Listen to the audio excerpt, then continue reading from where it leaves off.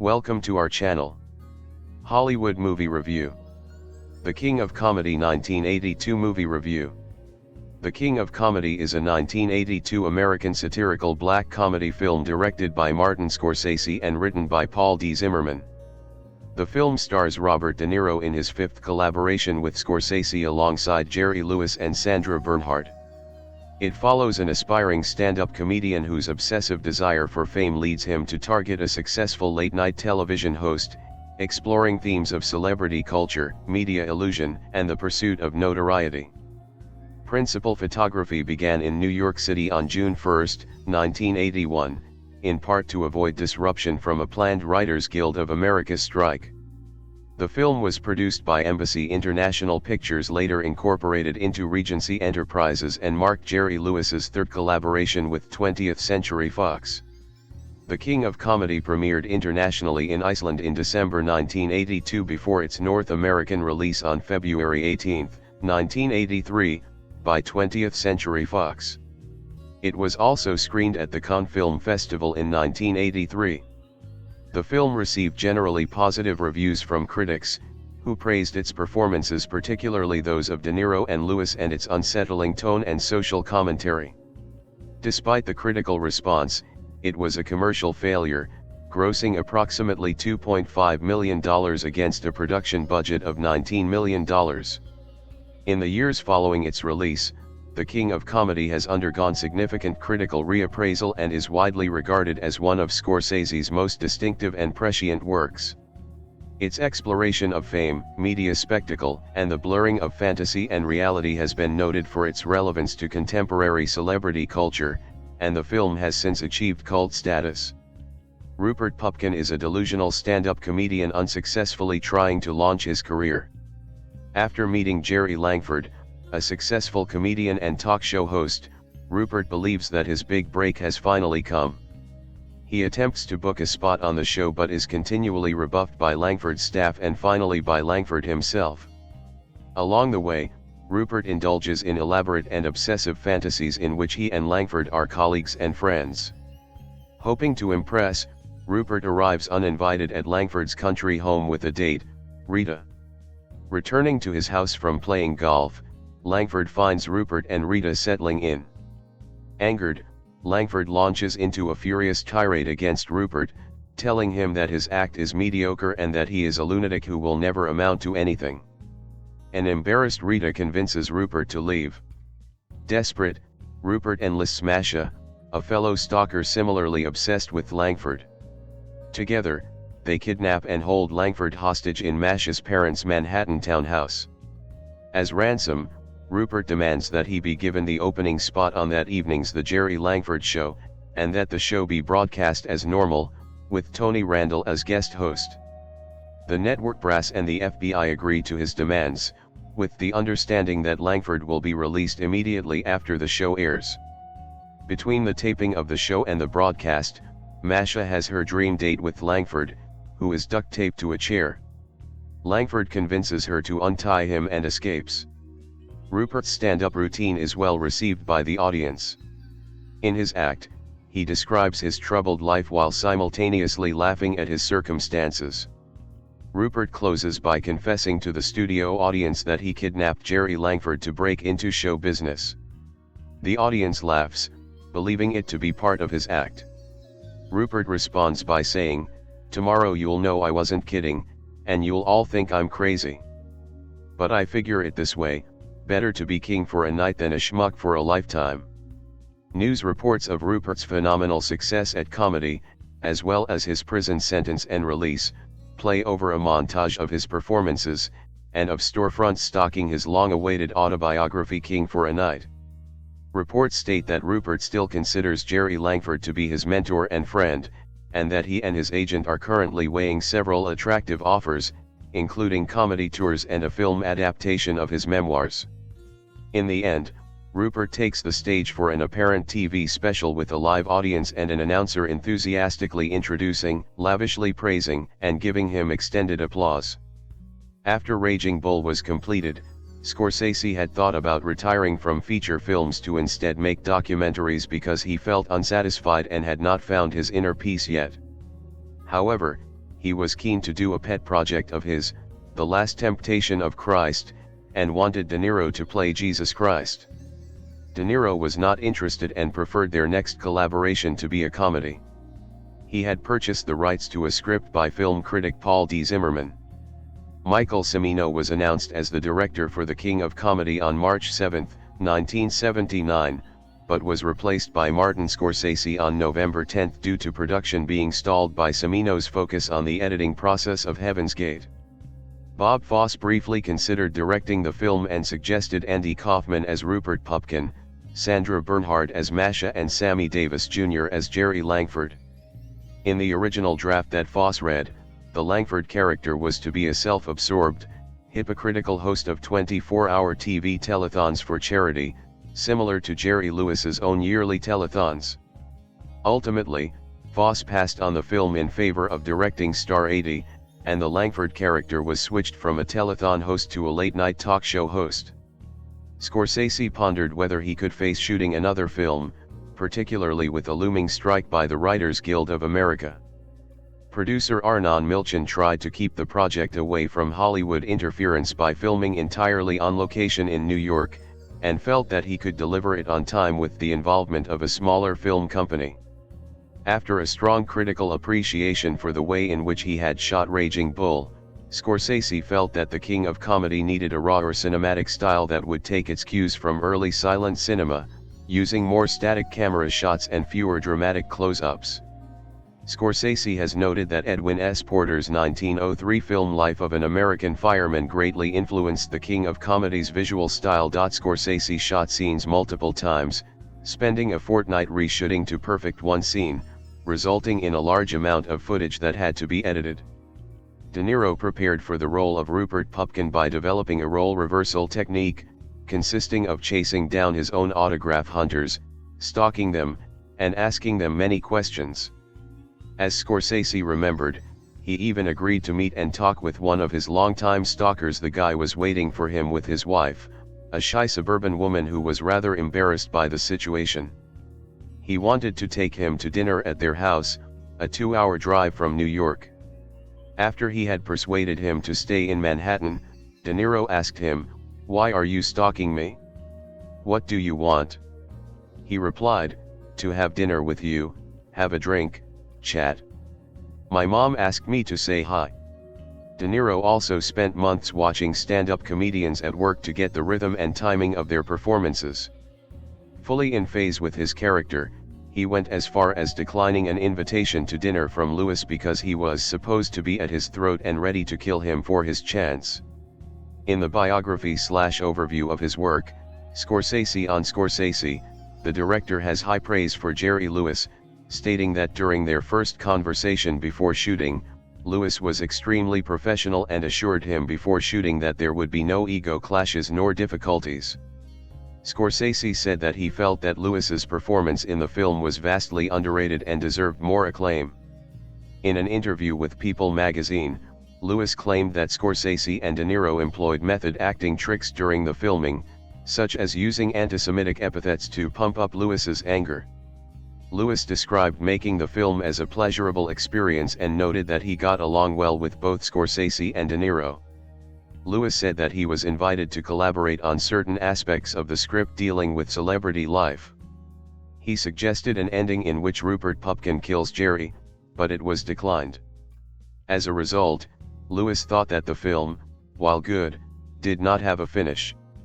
In an interview for the DVD, Scorsese stated that Lewis proposed the brief scene in which Langford, having acquiesced to an old lady's request for an autograph, refuses to speak on the phone to her relative, prompting her to scream at him, "You should only get cancer."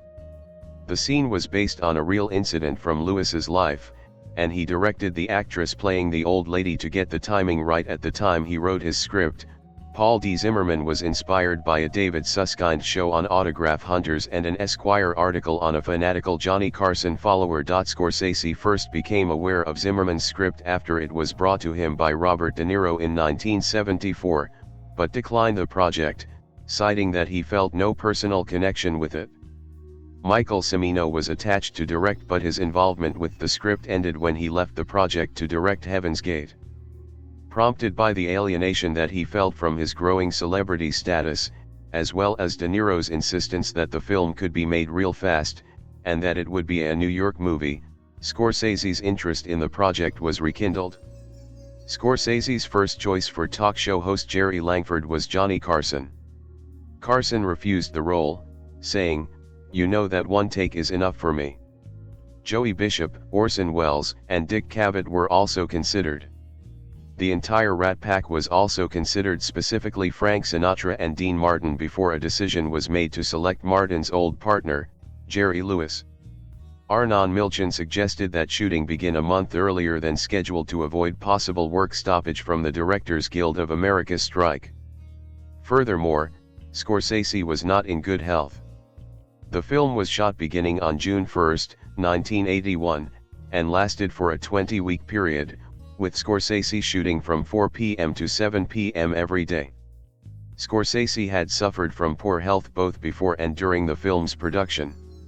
He had worked on 3 films without much rest, and not long after, found himself hospitalized due to exhaustion and pneumonia. He had not fully recovered when shooting on The King of Comedy began. The intensive filming schedule meant that Scorsese could spend the remainder of his time recuperating. Robbie Robertson produced the music for the film's soundtrack and contributed his first original work after leaving the band, titled Between Trains. The song, a tribute to a member of the production staff who had suddenly died, is on the soundtrack album but not in the movie. The King of Comedy soundtrack is a mix of popular music and thematic orchestral scoring by composer Bob James. The soundtrack includes songs from artists such as B.B. King, Van Morrison, and Ray Charles.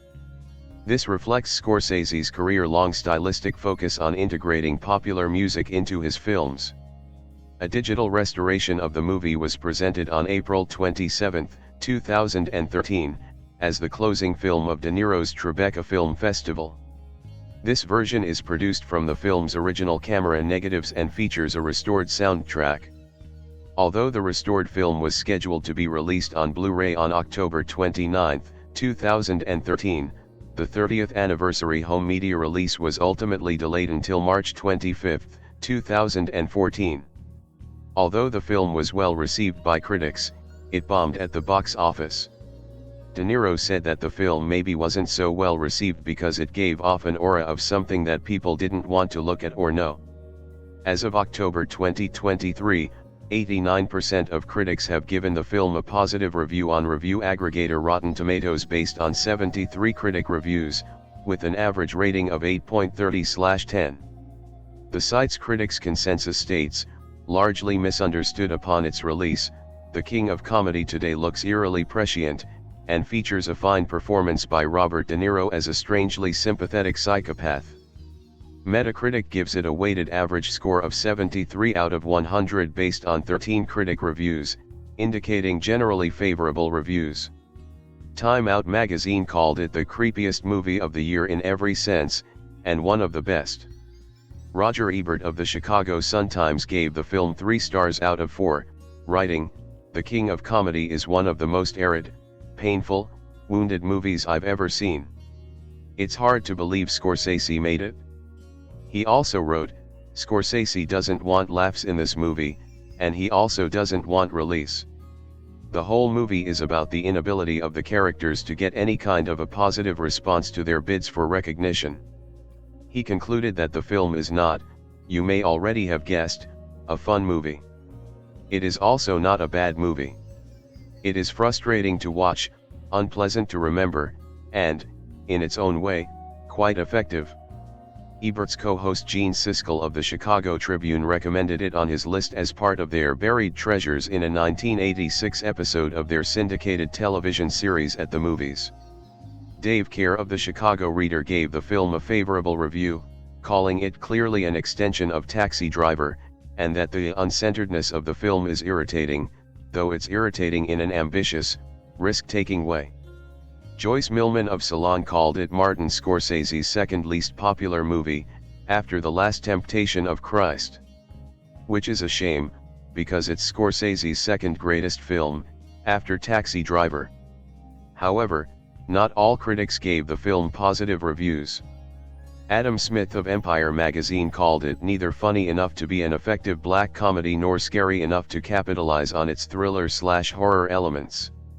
David Ehrenstein, author of the Scorsese Picture, noted the mixed response of the film in his 1983 review.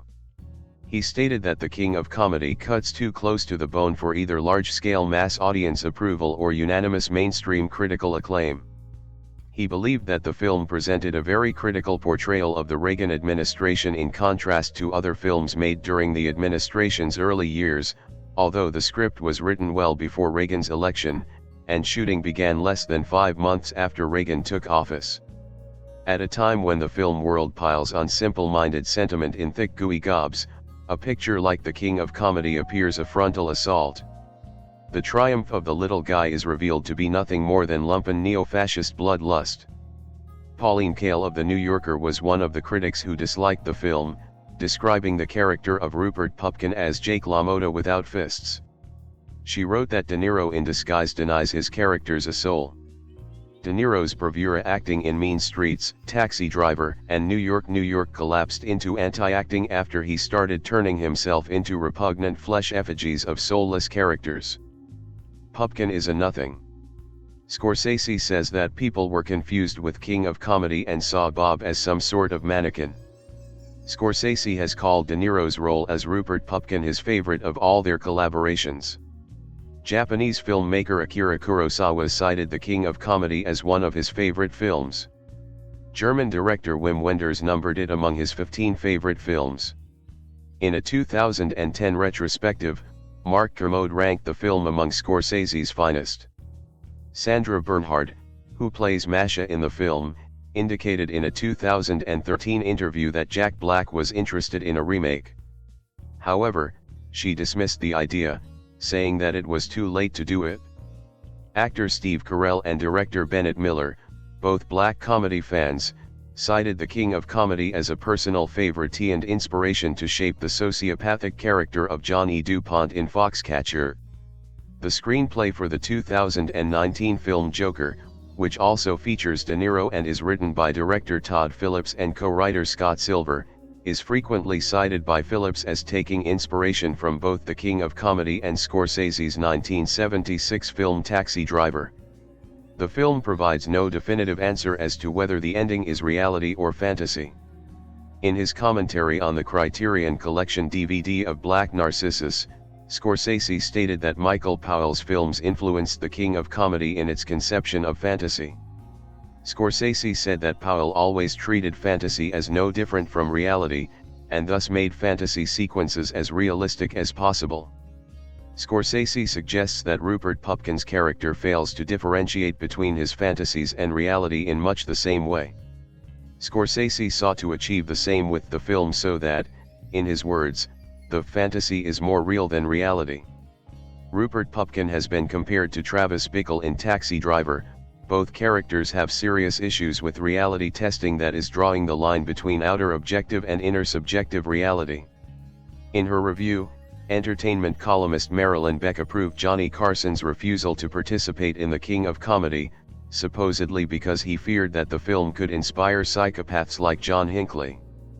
Beck considered The King of Comedy even more dangerous than Taxi Driver due to its lack of blood and gore, as well as the fact that viewers could easily identify with De Niro. In a documentary featured on the first DVD release of the film, Scorsese acknowledged the connection between the two characters, Taxi Driver. Travis. Rupert. The isolated person. Is Rupert more violent than Travis? Maybe Martin Scorsese's The King of Comedy is one of the most arid, painful, wounded movies I've ever seen. It's hard to believe Scorsese made it, instead of the big city life, the violence and sexuality of his movies like Taxi Driver and Mean Streets. What we have here is an agonizing portrait of lonely, angry people with their emotions all tightly bottled up. This is a movie that seems ready to explode but somehow it never does. That lack of release disturbed me the first time I saw The King of Comedy, back in January. I kept straining forward, waiting for the movie to let loose, and it kept frustrating me. Maybe that was the idea. This is a movie about rejection, with a hero who never admits that he has been rejected, and so there is neither comic nor tragic release, just the postponement of pain. I walked out of that first screening filled with dislike for the movie. Dislike, but not disinterest. Memories of The King of Comedy kept gnawing at me, and when people asked me what I thought about it, I said I wasn't sure. Then I went to see the movie a second time, and it seemed to work better for me, maybe because I was able to walk in without any expectations. I knew it wasn't an entertainment, I knew it didn't allow itself an emotional payoffs, I knew the ending was cynical and unsatisfactory, and so, with those discoveries no longer to be made, I was free to simply watch what was on the screen. What I saw the second time, better than the first, were the performances by Robert De Niro, Jerry Lewis, Diane Abbott, and Sandra Bernhard, who play the movie's most important characters. They must have been difficult performances to deliver, because nobody listens in this film, everybody's just waiting for the other person to stop talking so they can start. And everybody's so emotionally isolated in this movie that they don't even seem able to guess what they're missing. The movie stars Robert De Niro as Rupert Pupkin, a nerdish man in his 30s who fantasizes himself as a television star. He practices down in his basement, holding condescending conversations with life-size cardboard cutouts of Liza Minnelli and Jerry Lewis. His dream is to get a stand-up comedy slot on the late-night talk show hosted by Lewis, whose name in the movie is Jerry Langford. The movie opens with Rupert's first meeting with Jerry. He barges into Jerry's limousine and is immediately on an obnoxious first-name basis.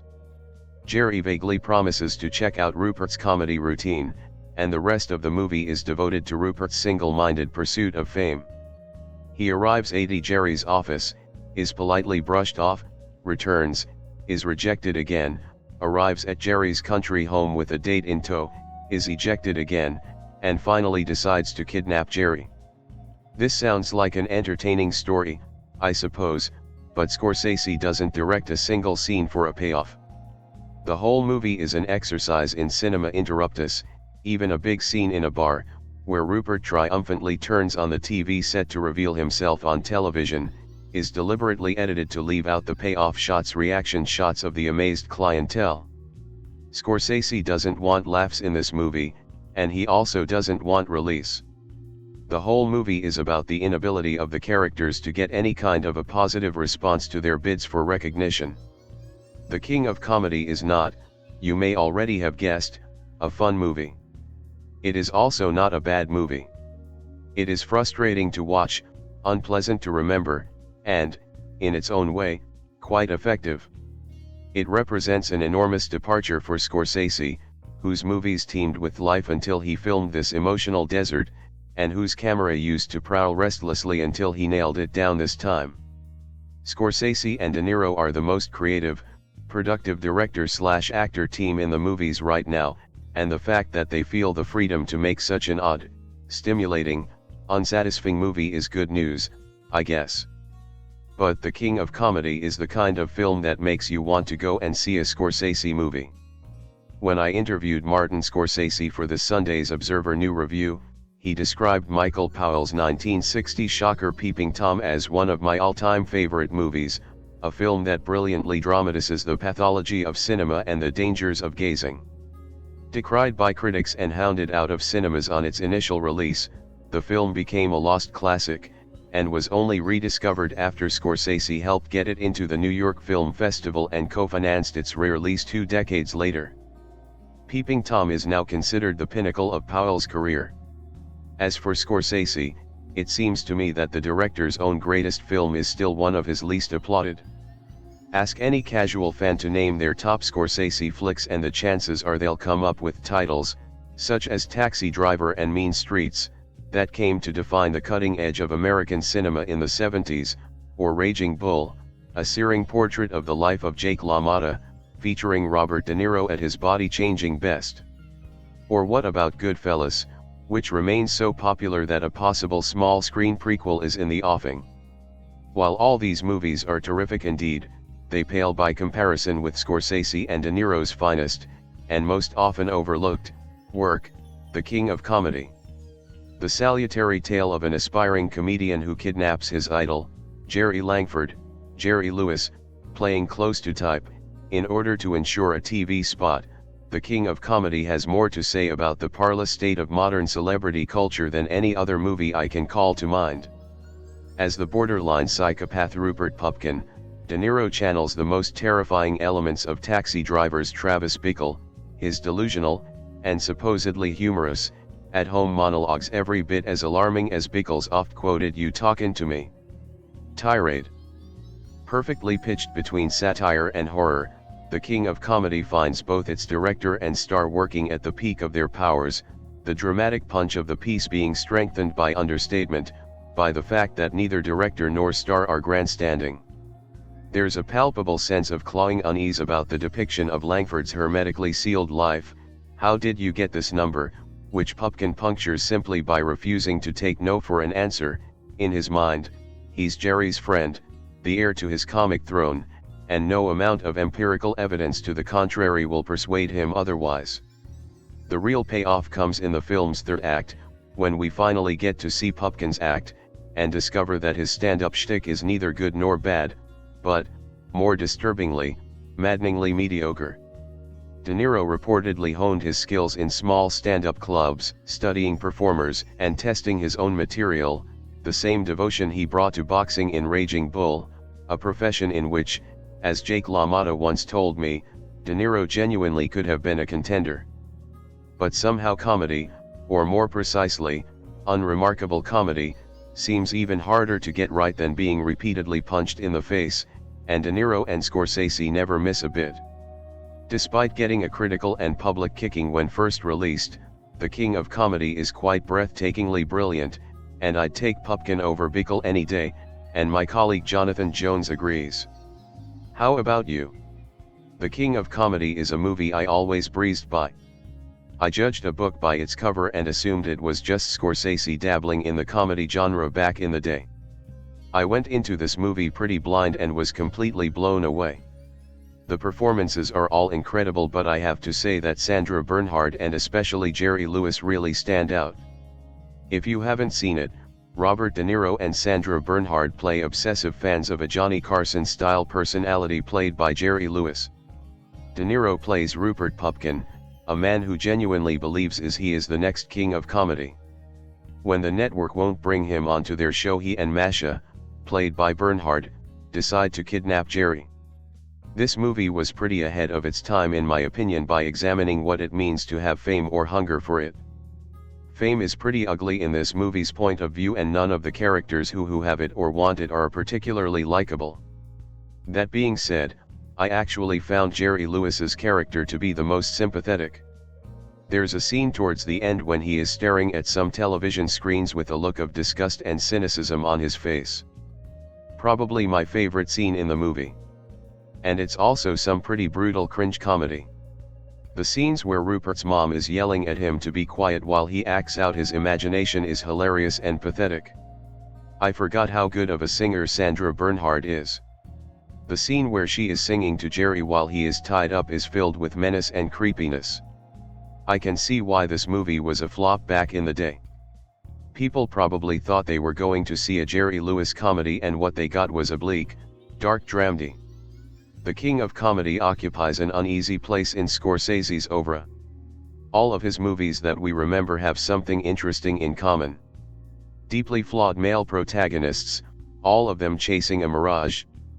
Travis Bickle, Taxi Driver, wants his existence to mean something. Henry Hill, Goodfellas, manages to overcome his limitations by joining the mafia and feels entitled to commit crime with impunity, to reach the top. Teddy Daniels, Shutter Island, wants to be the good guy so badly he deluded himself into creating an alter ego. There is always a jarring contradiction that cannot be resolved. Something just beyond what reality can give you. The plot is fairly straightforward here. Rupert Pupkin, the protagonist, just wants to be comedy talk show host. A Jimmy Carlson or a Conan O'Brien, to reference a modern apparition. He just wants an audience so that he can show the world he is funny. That he is talented, he has something of value to offer.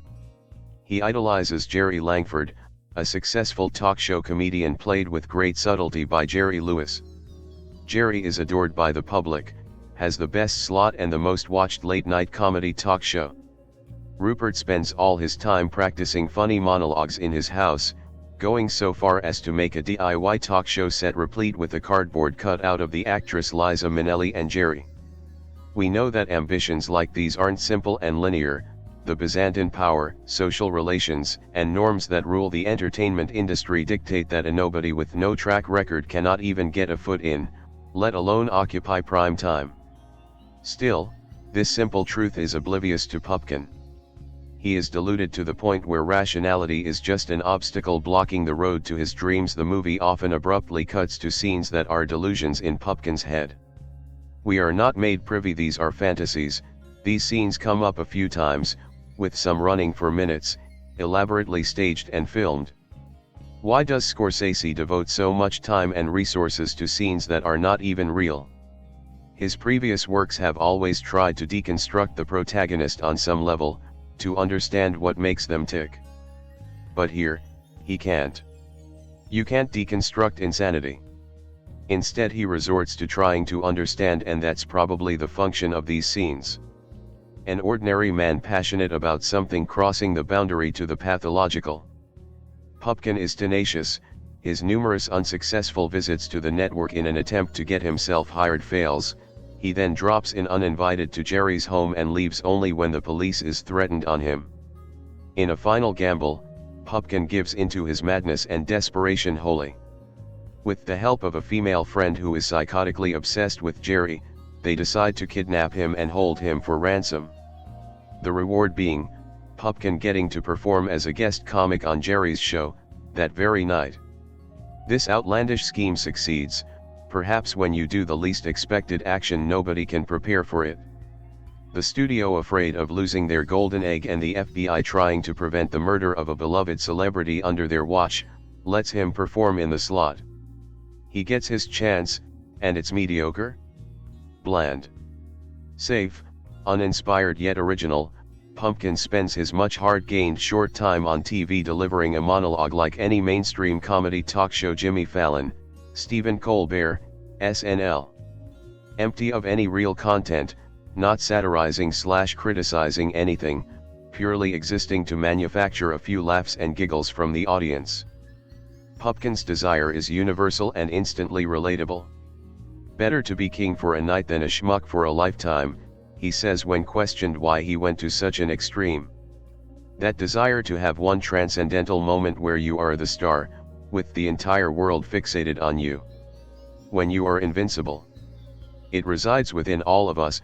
Pupkin just sacrifices everything to actualize it. Or it seems so. In a bizarre series of events, Pupkin, after being sentenced to a brief stint in jail and getting out, is offered book deals. Late-night TV slots follow soon and Rupert Pupkin is catapulted into a household name. Having the foresight of history, it's disappointing how many things the movie gets right. A crazy, stupid, dangerous stunt, and you might go viral, which could result in lucrative marketing deals for you. Put celebrities on a pedestal and you will have legions of people trying to foolishly emulate them and failing. The king of comedy is as much as an indictment of the general populace relationship to media as it is of Pupkin's unhealthy, borderline sociopathic obsession. TV was present everywhere but limited in its reach and content. It's different now, with the omnipresent internet. Media is everywhere, celebrities of all shades are everywhere. People are more enamored by digital avatars and are significantly invested in carving out a unique digital identity for themselves. This movie is probably Scorsese's most restrained. When you expect characters to explode with rage or shrink away in shame, or when we instinctively look for the payoff, it never comes. The setup is always built, but it's never resolved. Thelma Schoonmaker returns once again as editor for Scorsese, brilliant as ever. Some scenes are deliberately edited to make sure there is no release on the viewer's part. The protagonist isn't pleasant to watch, the effect he has on the people around him makes you feel for them. Pupkin is present in almost every scene and his presence imbues it with a particular unsettling discomfort. We know he is not normal, but the people he interacts pretend that he is and go on. They have no choice, or rather think, to treat the absurd and psychotic as normal means it will actually become normal. The movie is effective. It might not be entertaining or cathartic, but it does the job. A small kernel of truth is communicated. Perhaps that's why it's not brought up much in the discourse of Scorsese's filmography. Difficult, somber truths are hard to face, and it's always easier to look away. Scorsese and De Niro have been pushing each other so far for so long that audience polarization now automatically accompanies the risk of their major league collaboration. The King of Comedy guarantees a split even at the level of expectations. It's definitively not a comedy. Despite being hilarious, it pays acute homage to Jerry Lewis, while requiring of the man no hint of slapstick infantilism. Its uniquely repellent prize nerd is De Niro himself. The excruciating tone is set by an early freeze frame of fingernails frantically scraping glass. Flinch here, and you're out, because Scorsese never does, while detailing fantasist Rupert Pupkin's squirmily obsessive desperation to crash TV's real time as a stand-up comic on the Carson Modell Jerry Langford show. Buttonholing its star, Lewis, then rebounding from brush-offs to hatch a ludicrous kidnap plot, De Niro's Pupkin isn't merely socially inadequate, he's a whole dimension short, happily rehearsing with cardboard cutouts, choosing the flatness of video screen space for his schmucky gestures tilt at being king for a night. Whereas the film itself is all unexpected dimensions and unsettling excesses, with the ambiguous fulfillment of Pupkin's dream frighteningly echoing the news headline coda of Taxi Driver. Creepiest movie of the year in every sense, and one of the best. Just when you think you know which Martin Scorsese film is his greatest, you're reminded of another and then another. The King of Comedy isn't as flashy and full of pop culture gangsters that the director, Robert De Niro, and Joe Pesci made cult heroes of. Could that be the reason I don't often hear it referenced when film geeks are talking about the director and his go-to actor during the first half of his career behind the camera? Perhaps, and while I'm not about to tell you that this magnificent film is his best, I sure as hell am not going to disagree with someone who puts forth an argument that it is. The King of Comedy is that good and should be seen by one and all, and not just because of the Scorsese, De Niro connection, but also due to the dynamite performances on screen from co-stars Jerry Lewis and Sandra Bernhard, not to mention the film's comment on the lunacy of fame. De Niro stars as Rupert Pupkin. An odd name, to be sure, that fits in with one of De Niro's oddest portrayals. As Pupkin, De Niro yearns to emulate his hero, the world-renowned comedian, Jerry Langford, Lewis. Lewis stars as a Johnny Carson-type night show host and stand-up comedian. Essentially, he's the King of Comedy. When a chance meeting between the two occurs, Lewis makes the mistake of offering up hope to the wannabe comedian that lives in De Niro's own private world. Lewis has essentially awakened a delusional stalker, albeit a gentle one of sorts. It's Sandra Bernhard who Lewis should really be wary of. She's right off her rocker as a woman who loves Lewis like no one else can. There are some amusing bits of poor Jerry giving us his classic run, legs from the knees down, moving out to the side as he trots along the city streets in an effort to lose her. Seeing Lewis run does nothing but bring back fun memories of his many cartoonish characters from his past.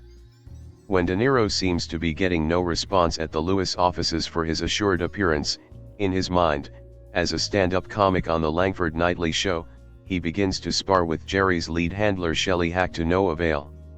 When a showdown occurs with Lewis at the star's home, Lewis delivers a verbal tongue-lashing that sends De Niro over the edge of sanity, leading to an ingenious plot that will result in kidnapping and his show business break. De Niro as Pupkin: I'm gonna work 50 times harder, and I'm gonna be 50 times more famous than you. Lewis as Langford responds: then you're gonna have idiots like you plaguing your life.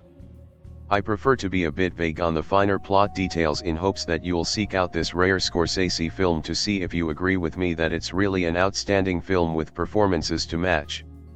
The way the film evolves in both reality and the fantasy world of De Niro meshes together wonderfully, keeping us on our toes to decipher what might be real and what isn't. I'm still scratching my head when it comes to the fade out. Is what we're seeing reality, or what De Niro is experiencing in his world of dreams? One can approach the film from different viewpoints on what genre it fits into. Drama? Comedy? How about a thriller? Because as far as Jerry Lewis is concerned, he's having no fun when De Niro and Bernhard decide to get serious with their fan worshipping. I think I've come away from the film appreciating it in all respects. Not having seen it in years at one point, I found it truly disturbing, whereas this time I was laughing up a storm with number 2 son Kirk, who wanted to experience the film for the first time. We live in a household of Jerry Lewis fans, so to see Jerry pulling some of his antics in De Niro's fantasy land can tickle the funny bone. Having no idea what Jerry Lewis is like in real life, I think this is a rare performance by an actor in that it gave people what they believed was an insight into what the iconic comedian was like behind the scenes. Art imitating life. Some of Jerry's press releases through the years probably didn't help separate Langford and Lewis either. It's an unfair situation, but Lewis comes across so dynamically that he's totally believable, and if memory serves, there was talk of an Oscar nomination back in the day. Riding on his performance here, Lewis could very easily have branched off into a world of dramatic films, and for my money could easily have convinced me he was some sort of mobster in the next Scorsese gangster film, Goodfellas. When this film hit theaters, I was in line on opening night and hate to admit it, but I came away disappointed at the time. I was a little too young to fully understand the film and its awkward storytelling to a youngster who wasn't yet old enough to drive. All I knew was that the great De Niro was making a movie with a comedy legend who I grew up with and watched yearly on the Labor Day telethon in what was obviously a laugh-out-loud comedy. The title said so. Years later, I've seen the film a number of times and come away appreciating it more and more each time. Have you seen it? Do you think Lewis steals the show from the unorthodox De Niro or flashy Sandra? Where does this rank on the list of Scorsese accomplishments? Considering this was a box office failure at the time of its release, will it somehow join the ranks of other films that disappointed initially to become a classic with the passage of time? If you're telling me you haven't seen it, then get at it. These guys are still laughing. The King of Comedy is my number 3 Martin Scorsese picture behind Goodfellas and Raging Bull. This is a brilliant black comedy, with an aggressively funny and hugely obnoxious performance from Robert De Niro. Jerry Lewis is utterly brilliant here, all deadpan and stern seriousness, completely unimpressed with De Niro's idiotic pestering and absurd shenanigans. Merely thinking about this film makes me burst out laughing. The bit with Sandra Bernhard clearing the table with Lewis tied up in tape, screamingly funny. De Niro doing his asinine routine in the basement of his family house with his mother yelling at him to be quiet, it's the stuff of instant comic legend. It's appalling and sad that nobody gave a squat about this film upon its initial release aside from a likely handful of astute critics and viewers. There's something positively diseased about The King of Comedy, and the way that Scorsese seems to be relishing in the madness makes the film all the more bracing and scalding and engrossing. Scorsese and screenwriter Paul D. Zimmerman painfully examine hero and celebrity worship, the false sense of importance that some people feel in their lives, and the overriding obsession with becoming famous that sits inside of so many individuals. The King of Comedy, in a weirdly prescient manner, acted as a precursor to some forms of reality TV, blurring the lines between true stardom and mere infamy, further perpetuating Andy Warhol's prophetic notion of everyone's ability to have 15 minutes of fame. Everything about this movie works, you just have to decide if you want to expose yourself to damaged human goods. De Niro and Bernhard are Looney Tunes in this film, but the scariest, worst type of Looney Tunes imaginable, the sort of people who don't realize that they're sociopaths, even after they've committed their acts of transgressive lunacy. Audiences and critics weren't expecting this sort of caustic, dry humor from Scorsese in 1982, especially coming directly after Raging Bull, and the film died a quick death at the box office and wasn't as critically respected as it should have been. Thankfully, over the years, The King of Comedy has taken on cult classic status, and easily stands as one of Scorsese's best and most underappreciated efforts. I also feel that Kundun is woefully unsung, and The Age of Innocence warrants reconsideration, hopefully by the Criterion Collection. I can't help but bust a gut every time I see this unhinged masterwork of intensely disturbing hilarity. Martin Scorsese is usually credited with contributing 3 of the great dramas of the so-called Second Golden Age of cinema, with Mean Streets, 1974, Taxi Driver, 1976, and his most celebrated film, the fierce boxing drama Raging Bull, 1980. After that, the manic and inventive auteur is associated with his controversial depiction of The Last Temptation of Christ, 1987, and his ballyhooed return to form with the flashy gangster epic Goodfellas, 1990. While all of these remarkable milestones are deserving of ample praise, Scorsese was also behind 2 of the best and most cruelly overlooked dark comedies of the 1980s, After Hours, 1985, and The King of Comedy, 1982.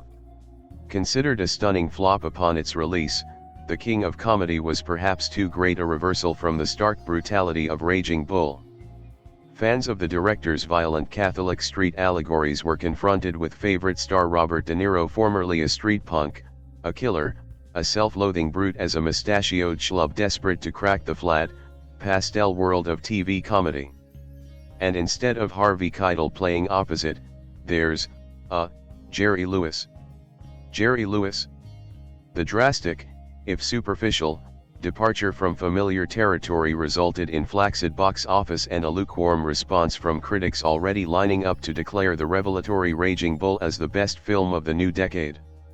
In a way, the detractors were right. This isn't Travis Bickle, Mohawk Cabbie Avenger. It's Travis Bickle wearing white loafers in his mother's basement.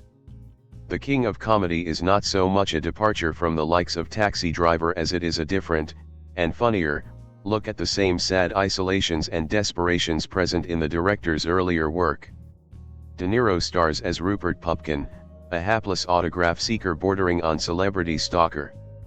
Also a wannabe comedian, Pupkin is devoted to the study of Johnny Carson-esque talk show funny man Jerry Langford, Jerry Lewis, and seizes a chance meeting with his idol to pitch his stand-up act.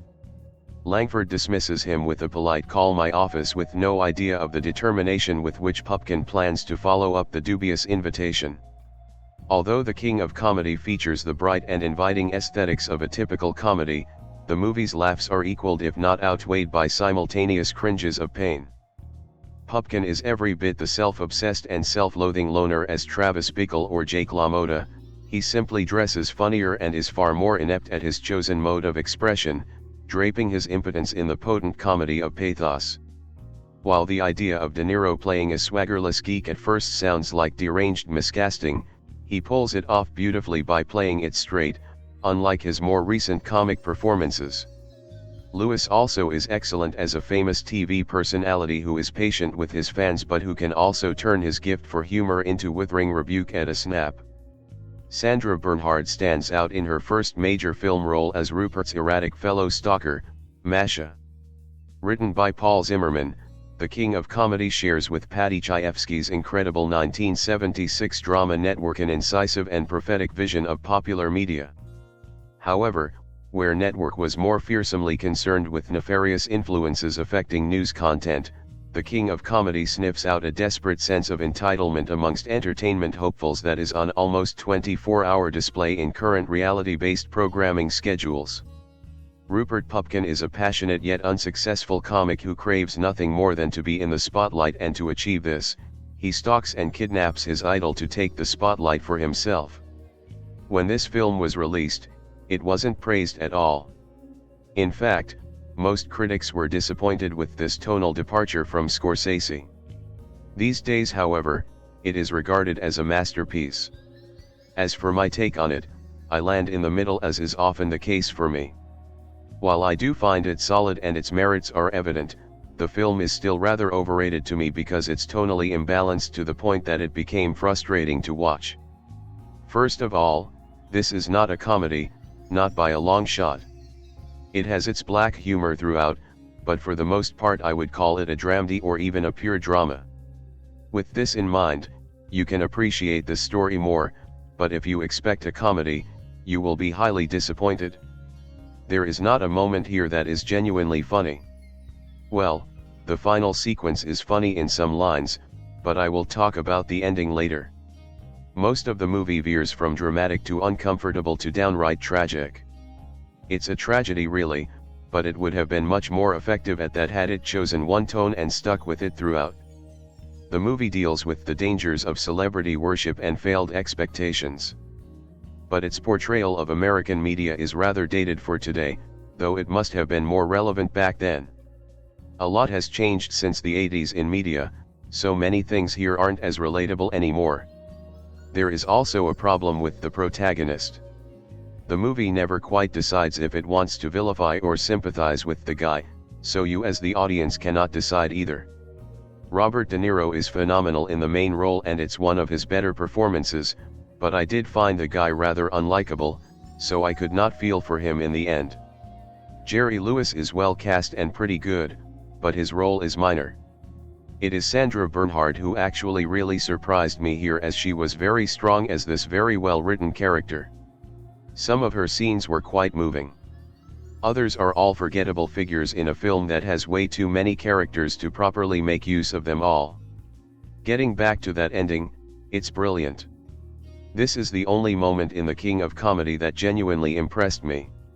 It's unexpectedly dark and just so tragic. It was a perfect way to end the movie that before that point never really found its footing. The editing and pacing are all over the place and Scorsese's directing is only solid. The score and cinematography are fine, but the movie isn't technically all that memorable. The dialogue is among the highlights and the script has its obvious strengths, but the tone was an issue that remained throughout. De Niro's Pupkin wants to be where Jerry Lewis Langford currently is. So, he stalks his idol. Naturally. Combine the method acting of Robert De Niro with the comedic acting talent of Jerry Lewis, and what happens? Well, this film, The King of Comedy. De Niro is small-time comedian Rupert Pupkin, a man who has the desire, but not necessarily the talent to hit the big time in the business, even if his age and constant lack of success are hindering his almost deluded sense of self-belief in his product. Still, if nothing else, he is at least able to put some skills to good use by stalking Jerry Langford, a late-night chat show host who is in many respects the opposite of Pupkin, a man who still lives at home with his mother. This all culminates with De Niro putting his famed method style of acting to good use by performing a stand-up routine in the final act. While I personally didn't find the jokes all that great, in the context of the story it's a routine that goes down well with the fictional studio audience and is an important moment for the character, despite the dubious methods he used in order to get a slot on Jerry's show. But I'll not go into detail on that point, lest it spoil the film for you. Can't be doing that now, can we? When analyzing the two central characters of Rupert and Jerry, you get to see two sides of the grand circle of fame. Jerry's been there and done that, recognized on the street and regularly mobbed by fans following his television shows. Then there's Pupkin, who is trying to reach that level by whatever means necessary. It acts as a subtle discussion about the pressures of fame and the lengths people will go to in order to reach that level. Furthermore, there is Jerry Lewis's very restrained rage and anger at Pupkin's methods, which is a constant source of entertainment, gradually becoming more and more frustrated the more frequently he and Pupkin cross paths. And because Pupkin is a stalker extraordinaire, that is quite frequently indeed. In the grand scheme of things, I didn't enjoy it to the same level as I have with many of Scorsese's other films. Yes, the performances from Lewis and De Niro are exceptional, but it lacks something that makes much of Scorsese's other films such essential viewing. Maybe it's that outside of Pupkin's stalking methods I really dislike Sandra Bernhard's antagonistic face and acting, or that it didn't seem to do much to expand on Pupkin's reasoning or borderline obsessive personality. Or maybe it was my dislike of De Niro's hairstyle. If there's nothing else proven by these complaints, first it probably proves Bernhard's a really good actor and, in this film, in very good company. Second, that by drawing focus on one aspect of Pupkin's obsessiveness was necessary lest a 3-hour film occur, not outside of Scorsese's abilities. And, finally, Pupkin's hairstyle is just another aspect of the character that you can enjoy disliking. So there I was, patiently waiting outside Jerry Langford's, Jerry Lewis, recording studio, hoping that he'd sign an autograph for me as soon as he's finished hosting his amazing show. When suddenly, though and behold, Jerry quickly emerges into the baying crowd. Desperately trying to scramble his way towards his alighting chauffeur-driven limousine, with the intent of returning home as soon as possible. But don't you worry your pretty little heads off, folks. Jerry doesn't come to any harm. 'Cause as luck would have it, I was at hand to help him out. Me. Rupert Pupkin, Robert De Niro. That funny-looking chap who slides his way into Jerry's mode of transportation with him, and in the process, has the opportunity to tell him about my life as a stand-up comic, as he might one day allow me to perform on his primetime TV program. And does he? Does Jerry actually allow me to do such a thing? Well, I think he does. As that's what I tell my two lady friends. Masha, Sandra Bernhard, that crazy broad who's in love with Jerry too. Plus Rita, Diane Abbott, my long-lost childhood sweetheart.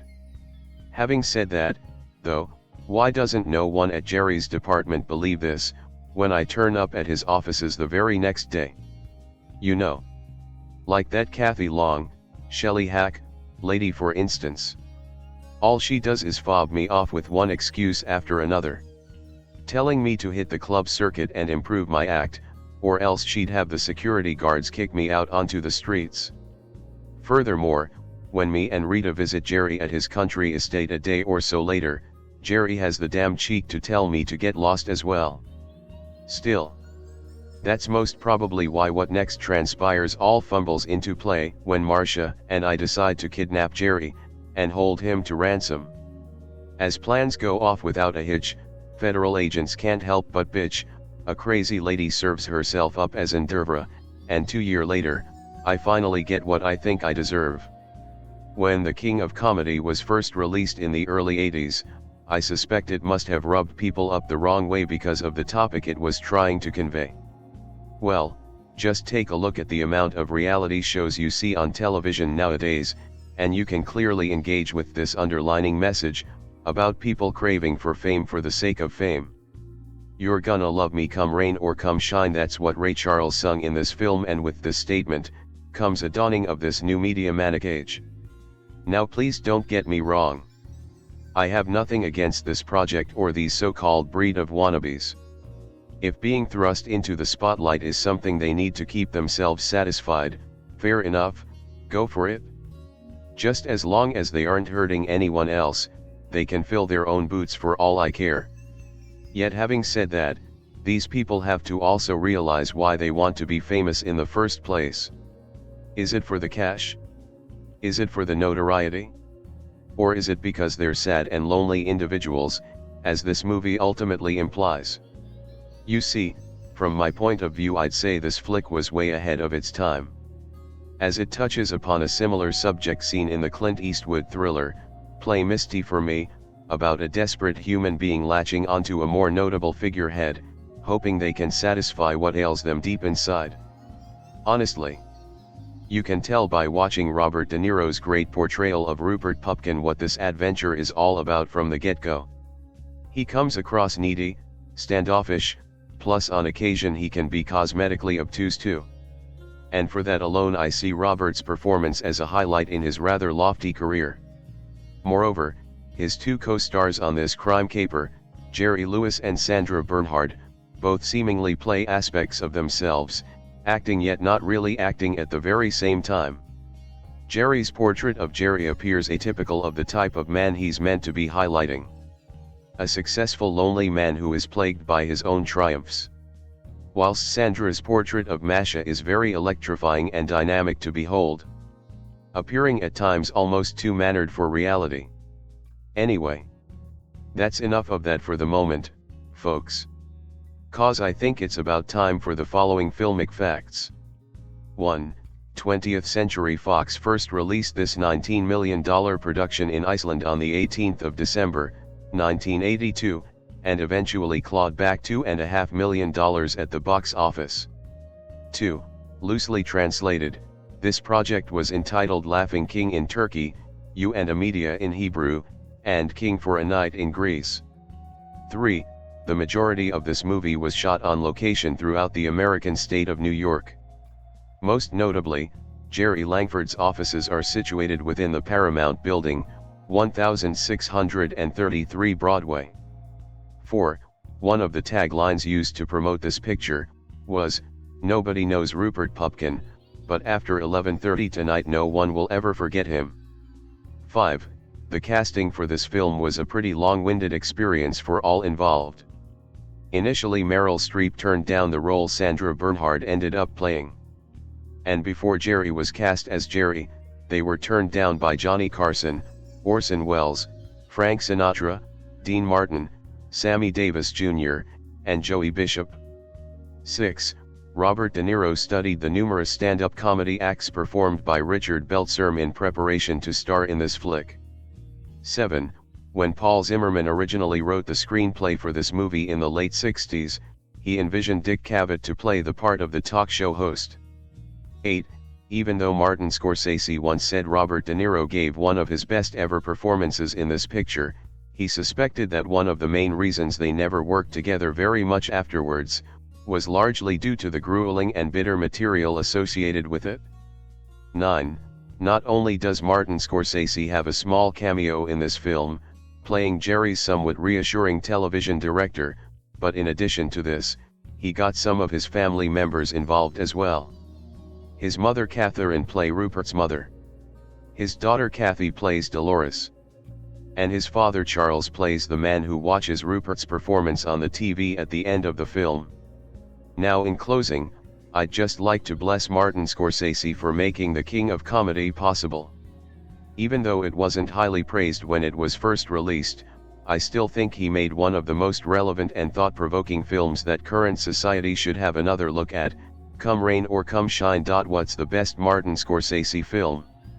Ask a random assortment of people and they might say Taxi Driver, Raging Bull, Goodfellas, etc. But almost nobody mentions The King of Comedy. I have no idea why this is. The King of Comedy is a near masterpiece on nearly every level, but most of all in Robert De Niro's performance, mixing together a perfect cocktail of hilarity, drama, menace, and a whole heap of sympathy, creating one of the most engaging characters of his whole career. Starring Robert De Niro and Jerry Lewis, The King of Comedy follows De Niro's obsessive fan, Rupert Pupkin, as he tries to get a face-to-face meeting with Lewis' popular talk show host Jerry Langford, eventually resorting to kidnapping. As well as this, we see Rupert's delusions of himself and Jerry hanging out and talking about Rupert's material. In fact, these delusions even bring the ending of the film into question. These delusions are followed by the film cutting back and we see Rupert talking to himself in his mum's basement surrounded by eerie cutouts of Jerry and his celebrity guests. While a man's crazy delusions framed by his sad, crazy life doesn't seem like material ripe for comedy, The King of Comedy works really well, largely thanks to Robert De Niro's brilliant performance and Scorsese's always stellar direction. I didn't expect to laugh as much as I did to this film, but it goes to show that Scorsese can do just about anything, and it also proves Robert De Niro can be funny without sending up his screen persona. There are no "are you talking to me" jokes in this film. De Niro is just a funny man, with some great comic timing and slapstick skills.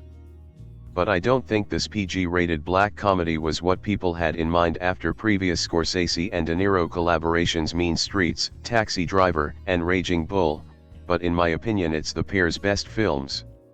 Sure, it doesn't have any of the uber violence and none of the almost poetic swearing that characterizes a lot of Scorsese films, but that really isn't a problem. In fact, the lighter tone works perfectly.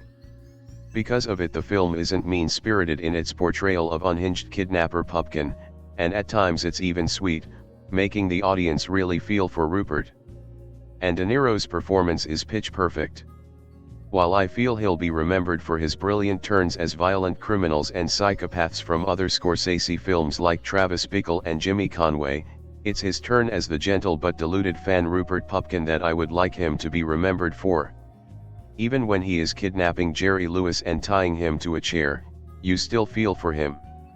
and the payoff when we finally see him achieving his dream and performing stand-up on Jerry's show is both very funny and very sad, but mostly, very satisfying.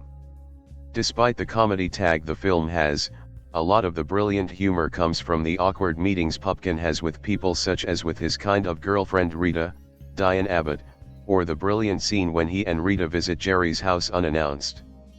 And underneath all of the comedy of Pupkin's character lies a very sad past, revealed through the monologue at the end of the film, making him one of the most layered characters De Niro has ever played and also one of the best.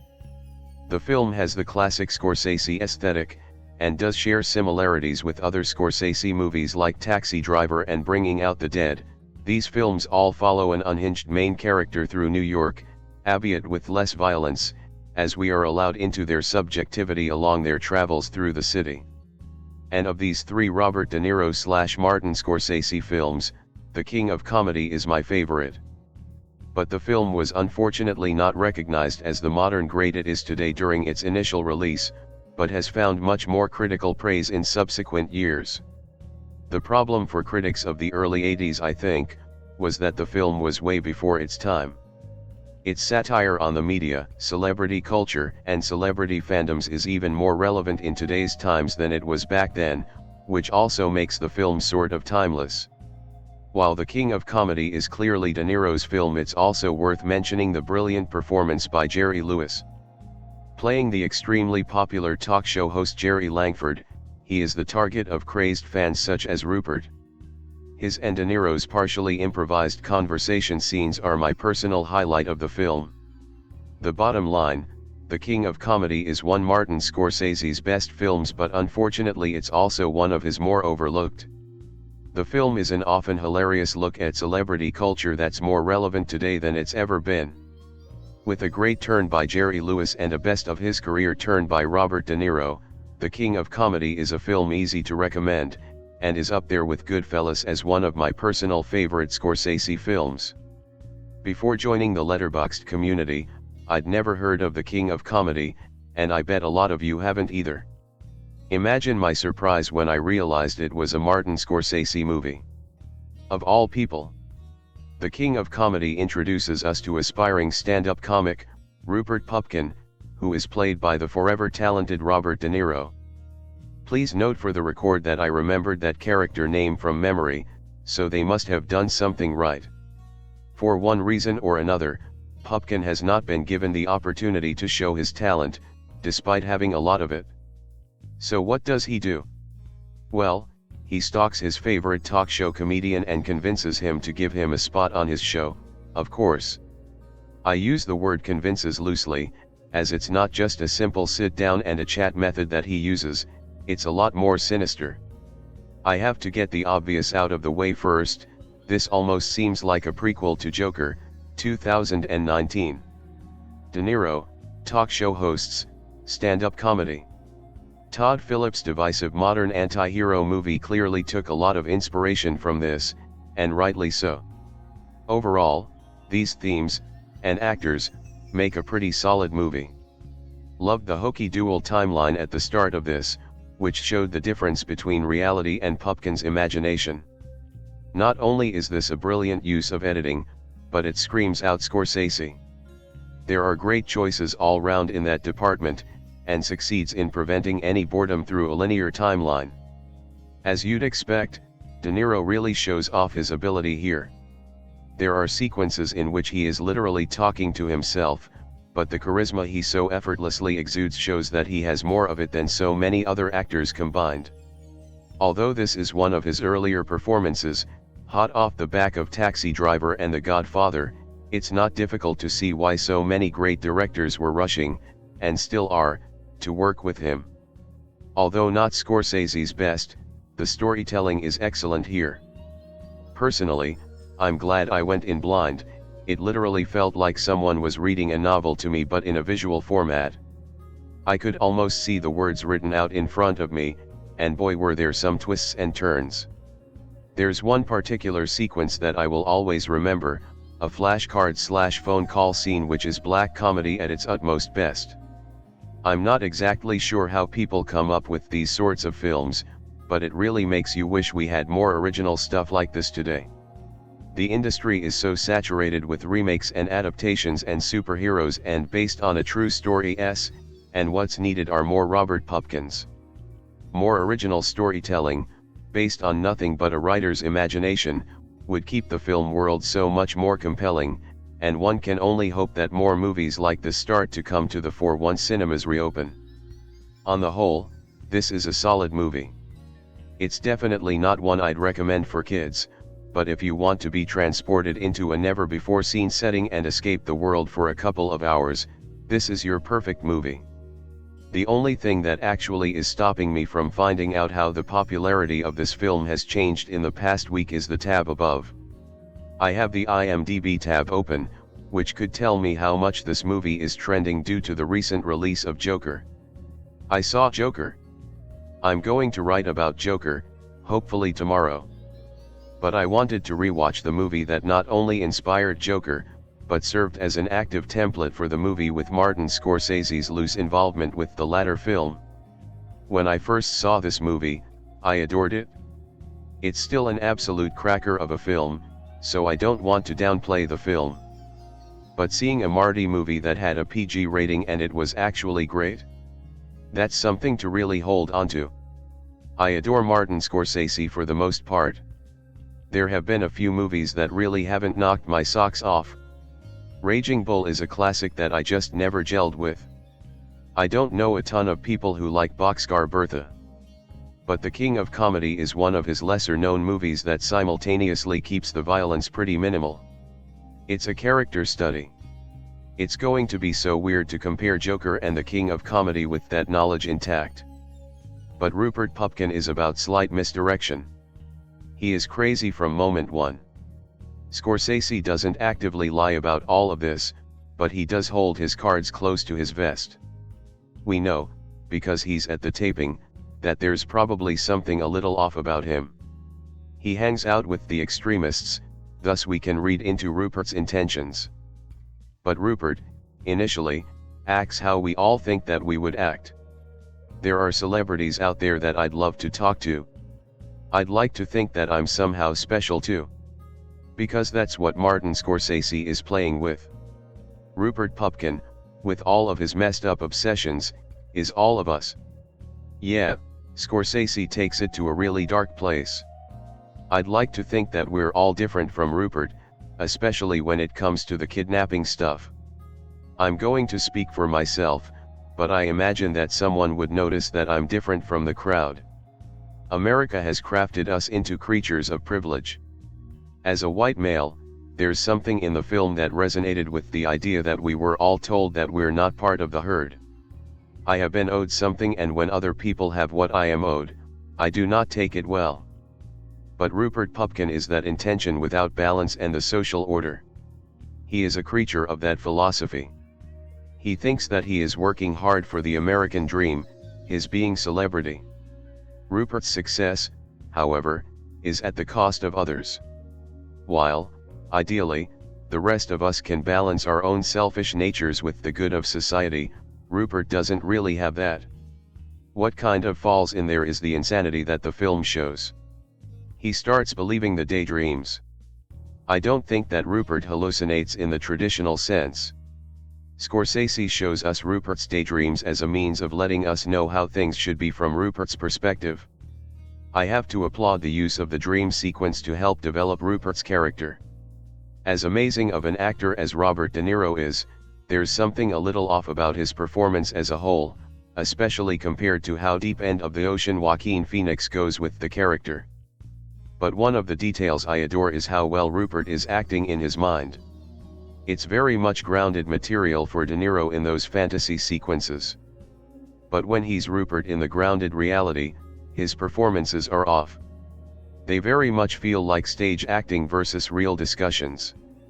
That little detail is ultimately telling about the lie of celebrity. In Rupert's mind, his illusions are the proper reality. People are acting civil and friendly with one another. But Rupert's enactment in the real world is the jilted mess that it tends to really be.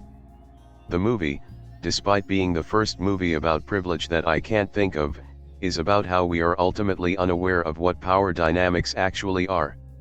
We all think that we can be friends with celebrities. But we have a hard time understanding that even celebrities get starstruck. It's because the relationship when it comes to celebrities is one way. All of the friendships we have come from people getting to know each other at the same time. A lasting friendship blossoms from equal vulnerability. But the king of comedy reminds us that a relationship like that doesn't really happen with celebrities. I would love to be friends with David Tennant. He seems like a really cool guy and he's a nerd icon. But I know so much about him because of a strange accidental voyeurism. I never meant to know about his life in detail. I was just a big Doctor Who fan. David Tennant doesn't know anything about me. He never will. So when he's polite to me at a convention, it's my responsibility to know that he's just being a nice man by chatting with me. I am owed nothing. Not all people have that coping mechanism. I don't know if I'm making myself look extremely healthy or not healthy at all. I know that Woody Allen's Stardust Memories also touches on a lot of the same stuff. But Rupert Pupkin is really great example of mental illness because we know people like Rupert Pupkin. Part of us is Rupert Pupkin. In terms of how much I enjoyed this viewing, I have to say that I was a little distant this time. I was watching it, knowing that I was going to see Joker. But something in the movie came across as a little stilted. Part of it is 1982 all over this movie. We had the aesthetics of the late 70s with the music of the early 80s. That's no good because the music was kind of off for the whole film. Also, I don't know if De Niro really had that deep acting well to pull from in this one. I think he's fine, but there's nothing all that insane about his performance. When he needed to act, he acted decently enough to tell the story. But there is a little bit of an emotional wall that De Niro puts in his film that is a little bit of a bummer. Also, I really have a problem with stories about stand-ups that aren't done by stand-ups. The king of comedy stresses that Rupert's set is really weak. That's why he can't get on the show, among other reasons. But dramas about comedians tend to be pretty cringy. It's almost like the movie is just shy of what it is trying to accomplish. But that final act is something special.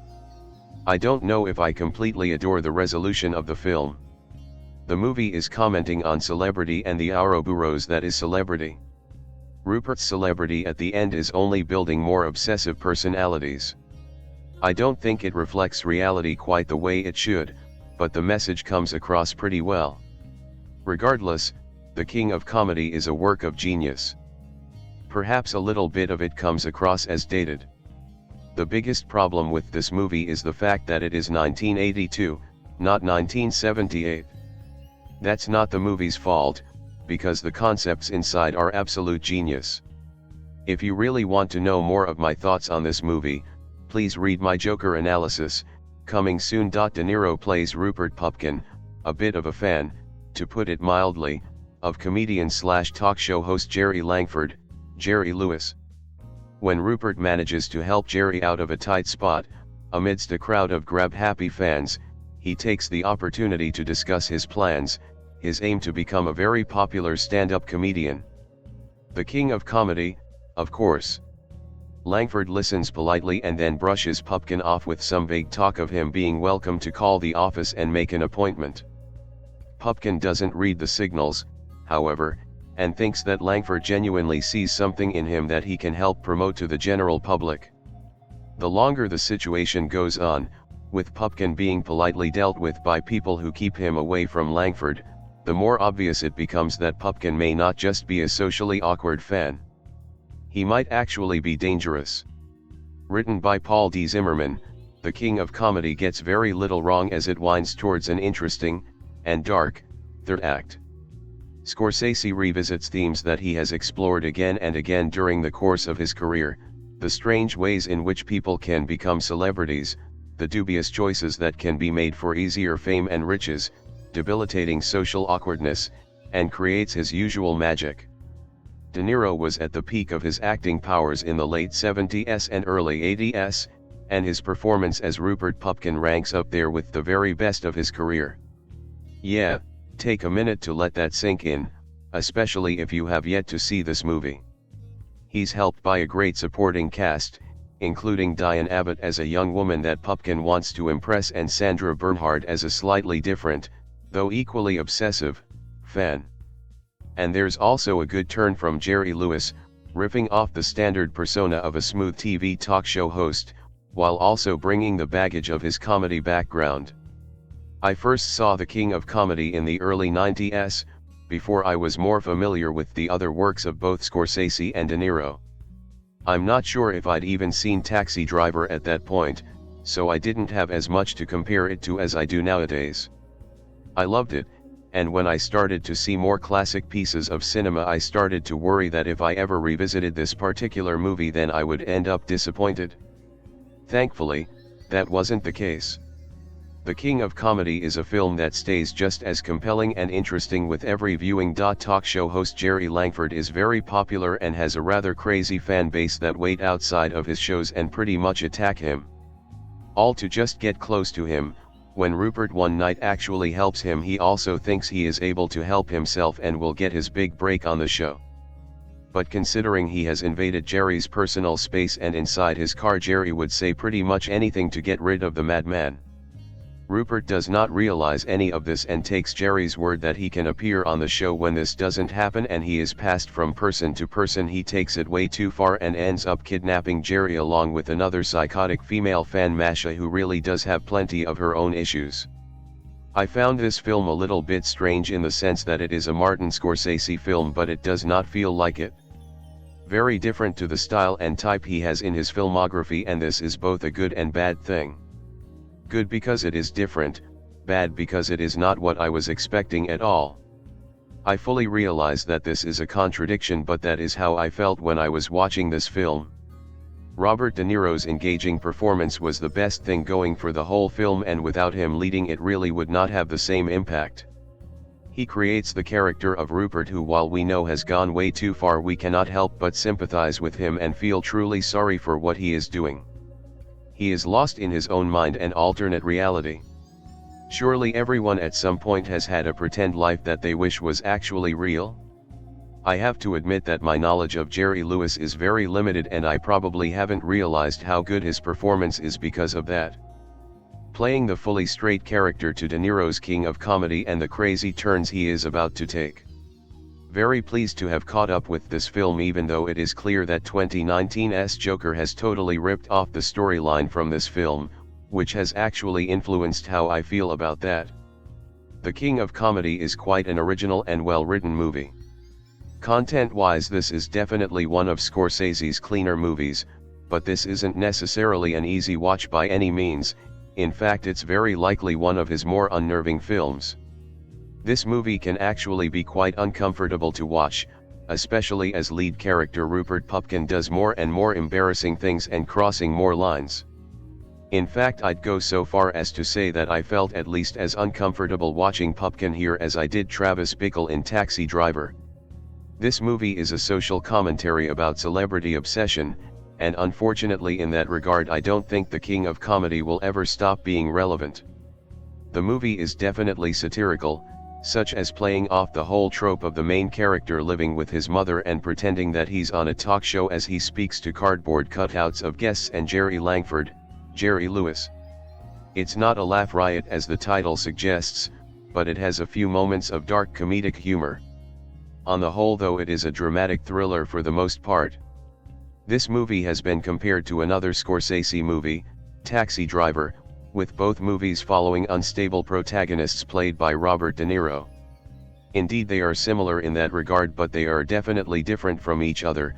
Both movies are generally about different things, and you're certainly not going to see Pupkin attempt to kill someone, but they are both disturbed people that we have to follow. The ending is also similar to Taxi Drivers in that it's ambiguous, and both protagonists are unreliable. However, I feel like your interpretation of the ending here will really matter in regard to your takeaway from the overall film, whether to take it literally or not. I myself haven't decided yet, but I'd personally say that the literal way is a lot more disturbing. Robert De Niro is fantastic here as Rupert Pupkin, and honestly I'd say that it's one of his best performances. We've seen De Niro play plenty of tough and dangerous people, but this is such a different role for him, a sad, weird, obsessed man, and very uncomfortable to watch. I can barely see the actor in the performance. While De Niro is really great and is undeniably the star of the show, Jerry Lewis should also get more praise for his performance for Jerry Langford, the talk show host that Pupkin is obsessed with. He is definitely playing against type, as he's not a source of comedy really. As Langford he's a more tired version of his own self. Definitely not a very nice person to say the least, but at the same time you can kind of get why he'd act how he does given Pupkin's antics and boundary crossing. The supporting cast is also good. There's Sandra Bernhard as another unstable fan of Langford, and Diane Abbott as Pupkin's love interest. Saying that Martin Scorsese directed this well is redundant at this point. Now it's not nearly as flashy or memorable as in movies say Raging Bull or Taxi Driver, but I guess it didn't really need to be that for the movie that it is, and it's still on point all the way through. However, there are some memorable scenes and setups, especially one involving Rupert Pupkin towards the latter portion of the movie.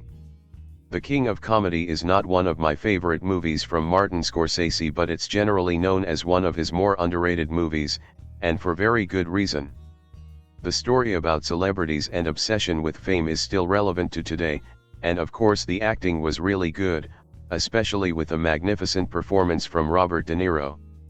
It's an uncomfortable movie to watch, nonetheless still pretty good and worth watching, especially if you're looking to explore Scorsese's filmography. What a delight, that might be the wrong adjective, as this is a dark, a black, comedy, and it is, at times, excruciating to watch.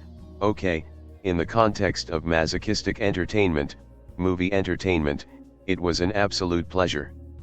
Scorsese, who is in the movie but only in Hitchcockian cameo roles, and, as usual, Mrs. Scorsese SNR has a cameo role. Robert De Niro's character, Rupert Pupkin, his unseen, but clearly heard, mother, he is one heck of a talented director. Oh, to hell, I'll say it, he's a genius. Taxi Driver, Raging Bull, Goodfellas, Casino, legendary movies. However, this movie, I'd have thought so left field for Scorsese, but, just like everything he does, it's a triumph. The comedy in the scenes when the astoundingly good Jerry Lewis as Jerry Langford is being held captive by De Niro, Rupert Pupkin, and how that name is played with during the movie, wonderful, and Sandra Bernhard, Masha, it is magical. Jerry Lewis is a special talent, a superb actor, he gets it so right. His situation, being held captive, a gun at his head, is dire, and yet his dry responses to De Niro and Bernhard, his facial expressions, his exasperation, so funny. That scene when De Niro / Pupkin wants a sweet, De Niro, you know, there's no reason to get mad about it, I'm just trying to ease the tension, even though this is a kind of strange situation, there are moments of friendship, and I don't know if you call it sharing or whatever. Although De Niro goes off the deep end, we sympathize with him and his situation, we applaud not so much his methods, of course, but his determination, his focus, his self-belief. He simply won't take no for an answer. He is rejected at every turn, perceived as no more than a pain in the proverbial, but he keeps coming back and we want him to succeed. I won't spoil the movie by saying how it ends. In that sense, this movie is fresh and will resonate with thousands, millions, of people in all walks of life just as much today as it did in 1982.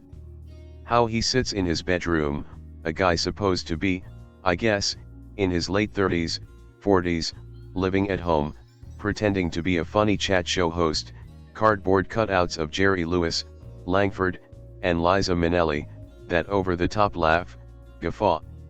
His mum screaming at him to keep the noise down, such a sad, nebulous situation, and yet so inspiring and laudable, such determination, and he's good. Rupert Pupkin has a great act as a stand-up comic, and there's the other sadness, that, out there is an ocean of talent, brilliance, genius that will go through life anonymously, sad for those with the talent, Tragic for those who make the effort but don't get there, but also sad for all of us who will never get to see that talent.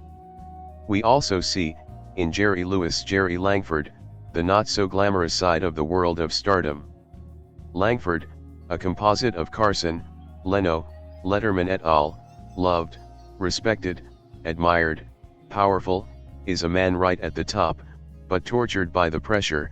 I'm just a human being, with all of the foibles and all of the traps, the show, the pressure, the groupies, the autograph hounds, the crew, the incompetence, those, behind the scenes, you think are your friends, you're not sure if you'll be there tomorrow, because of their incompetence. There are wonderful pressures that make every day a glowing, radiant day in your life. He also seems to be lonely. We get no sense of anyone else living in his palatial home, just the staff. Such irony, De Niro's Pupkin striving for the pot of gold at the end of the Hollywood rainbow when he can see, or could see if only he would really look at Langford, that there isn't any gold there. Pupkin wants to be what he thinks Langford is, but that Langford, the one in Pupkin's dream world, is just that, part of a dream. There is no gold at the end of that rainbow. It just goes to show that toxic and delusional fans who think celebrities owe them something simply for the virtue of being devotees aren't limited to our modern social media age. The King of Comedy is directed by legendary director Martin Scorsese, who has helmed films like Goodfellas, Gangs of New York, and Taxi Driver. The screenplay is written by Paul Zimmerman, who has worked on movies like Lovers and Liars and Consuming Passions, as well as the made-for-TV short Be My Valentine, Charlie Brown. This story is about an aspiring comedian named Rupert Pupkin, Robert De Niro. Rupert is an autograph hound and suffers from delusions of grandeur despite the fact he lives in his mom's basement. One evening while outside the television recording studio of his favorite talk show, his idol and show host Jerry Langford, Jerry Lewis, is accosted by a crazed groupie. Rupert takes the opportunity to help with the overzealous admirer and is able to slide into a limousine with Jerry, where he promptly tells him he is an aspiring comic who would like a spot on Jerry's program. Jerry humors Rupert for a while, but as Pupkin gets more and more invasive, Langford finally tells him off. Pupkin, however, is not deterred and is determined to get on Langford's show at any cost and is willing to go to every extreme to make his dream a reality. We weren't all that familiar with The King of Comedy, especially since it is often overshadowed by many other more popular films in Scorsese's repertoire. Now that we've seen it, we believe this is both one of his best films and is one of his most underappreciated gems. This may be blasphemy for some movie lovers, but we wound up liking The King of Comedy more than some of Scorsese's other De Niro-led films like Taxi Driver and Raging Bull. Sorry, not sorry. This is a completely enthralling dark comedy that left us rightfully uncomfortable and squirming in our chairs at the deluded nature of Rupert Pupkin. Where we feel some of Scorsese's past movies are a bit dated, this one is almost prophetic as the issues it addresses remain as pertinent now as they were in 1982. This may even be truer in today's day and age considering how the communication barriers have decreased between fans and celebrities. With the explosion of social media, your favorite stars are just a click away, which is both a very positive and a very negative thing. Plus, now that everyone hopes to make it big and take a shortcut to fame via platforms like YouTube or Instagram instead of getting gigs on television as many needed to do in the past, people are willing to do anything and everything, guilty or innocent, to achieve notoriety, buzz, fame, and sometimes infamy, just like Rupert did. Robert De Niro is absolutely fantastic in this film as the self-deluded but tragically sympathetic and somewhat pathetic Rupert Pupkin. He is the epitome of fake it until you make it. He lies and talks a big game about all of his celebrity friends and how they've made promises to him that they never actually made because they don't actually know him. Sounds like a horror movie waiting to happen. His attitude leads to many moments of cringe comedy and lots of second-hand embarrassment, which impacts the audience a lot more than it seems to affect Pupkin. Another tremendous performance is given by Sandra Bernhard as Masha, a fellow Jerry Langford enthusiast who is a little more manic and extreme than Pupkin. Bernhard gets the single most awkward and intense scene when Jerry is taped to a chair at the mercy of her demented fanaticism. The acting really helps elevate this movie to near masterpiece stat. We loved The King of Comedy. Not only is it funny, but it is devastatingly thought-provoking as well, especially in this day and age. Let's be honest, we all know somebody like Rupert Pupkin, even if they don't go to his extremes. This movie showcases director Martin Scorsese at his best and is something every fan of his should seek out immediately. It is relevant, important, excellently acted, and darkly satirical. Rupert Pupkin, Robert De Niro, can't get his foot in the door. A 34-year-old who dreams of a stand-up slot on the late-night talk show hosted by Jerry Langford, Jerry Lewis, he haunts the basement of his mother's New Jersey house, practicing his act and boasting of his future glory to anyone who'll listen. When his efforts to get Jerry's attention fail, he teams up with the well-heeled loony Masha, Sandra Bernhard, another of Jerry's stalkers, to take matters into their own hands. This plot sparks Martin Scorsese's lucid, agonizingly sympathetic riff on the intertwined fates of the delusional bozo and the public artist whose lives are equally warped by fame. Much as it may wonder at the powerful workings of show business and studio craft, as well as the streets of early 80s New York, Scorsese's tale takes as its main subject the ineffable factor of genius which Jerry has, Rupert lacks, and no desire or effort can replace, hinting at the director's own there but for the grace of God self-portrait. As Langford, the host of a popular late-night talk show, slips out of his New York office and goes for a walk down the street, everyone seems to recognize him. A middle-aged taxi driver sends his compliments, an ovation issues from construction workers overhead. Then a woman on a payphone asks him to talk to her nephew. As he walks away, she shouts after him, "You should only get cancer. I hope you get cancer." One of the driest jokes in the film is that after this encounter, Jerry Langford's annoyed expression doesn't change much when the two deranged losers kidnap him at gunpoint. Sure, a more memorable irritant than having someone wish cancer on him, but it falls within the same general ballpark. In contrast to Langford's A-lister, imprisoned by his own fame, Rupert Pupkin has no discernible talent. He seeks a career like Jerry's nonetheless, the fulfillment of an imagined destiny. Unlike Travis Bickle, the disturbed anti-hero of Scorsese's Taxi Driver also played by De Niro, Rupert is a schemer, not a killer. His delusions of grandeur include a future where he can become the king of comedy by seizing the throne. Despite flopping on release, The King of Comedy has since become a touchstone for films as recent as Todd Phillips' Joker, which essentially cast De Niro in Lewis' role. Like most entertainers, Rupert is a creature of empty ambition, an outsider who by all rights ought to remain one. The kidnapping plot constitutes only Rupert's latest and most desperate attempt to cut the line. One night outside the stage entrance, he manages to finagle his way into Jerry's limo after protecting him from another crazed fan, Masha, a brilliant Sandra Bernhard, who pounces on him after a taping. Jerry indulges Rupert's pitch about his dynamite stand-up material enough to give him the classic brush off, the number to one of several layers of secretaries who exist to turn away comedians without representation. Thus, when he and Masha hold Jerry at fake pistol point and shove him into Masha's car, it's all part of the plan for Rupert, whose fantasies constantly outpace his grip on reality. Rupert spends his spare time in the basement, sandwiched between cardboard standees of Jerry and Liza Minnelli, trading one-liners to the laughter and cheers of an imaginary audience. When he projects too loud, his mom, delightfully voiced by the director's real-life mother Catherine, shouts down for him to lower it. In one of the film's most effective gambits, Scorsese cuts straight into Rupert's delusions by making them indistinguishable from any other scene, an eerie foreshadowing of the main character syndrome that's taken over internet culture of late. After the summer of Barbenheimer, of audience participation based on pointing at the screen and saying literally me, critic-turned-screenwriter Paul D. Zimmerman's monologue for Rupert's comedy slot seems more relevant than ever.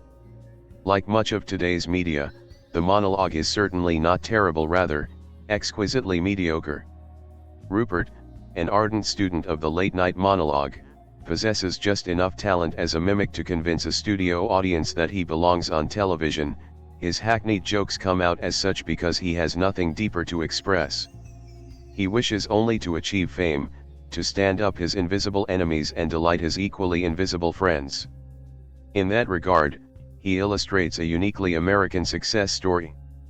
Rupert Pupkin, Robert De Niro, believes he is a brilliant stand-up comedian who just needs a shot on live television to make it big. Obsessed, he engineers a meeting with late-night talk show stalwart Jerry Langford, Jerry Lewis, at the studio doors, and takes the star's polite dismissal as encouragement. When his multiple attempts to meet Langford and gain a spot on his show fail, Pupkin and his fellow delusional fan Marcia, Sandra Bernhard, kidnap the star and blackmail his management and producers for a shot at appearing on that night's show. My first thought at the opening of King of Comedy was to wonder whether talk show hosts were really as revered as Jerry Langford is in this movie, with crowds of screaming fans waiting for him at the stage door at 1 a.m. causing him to be bundled into a waiting limo by security. It's the sort of response you'd expect from teenage girls around the Beatles or, more recently, some K-pop band I'm too old to know about. I suppose celebrity culture has changed now the levels and values of fame have changed.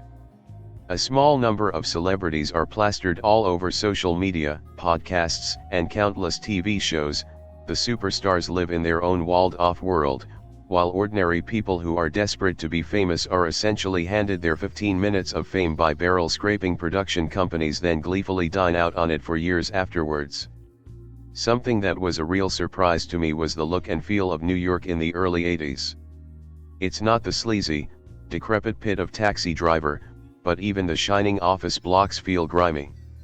It's still New York City, but it's not the all-singing, all-dancing tourist trap it's become.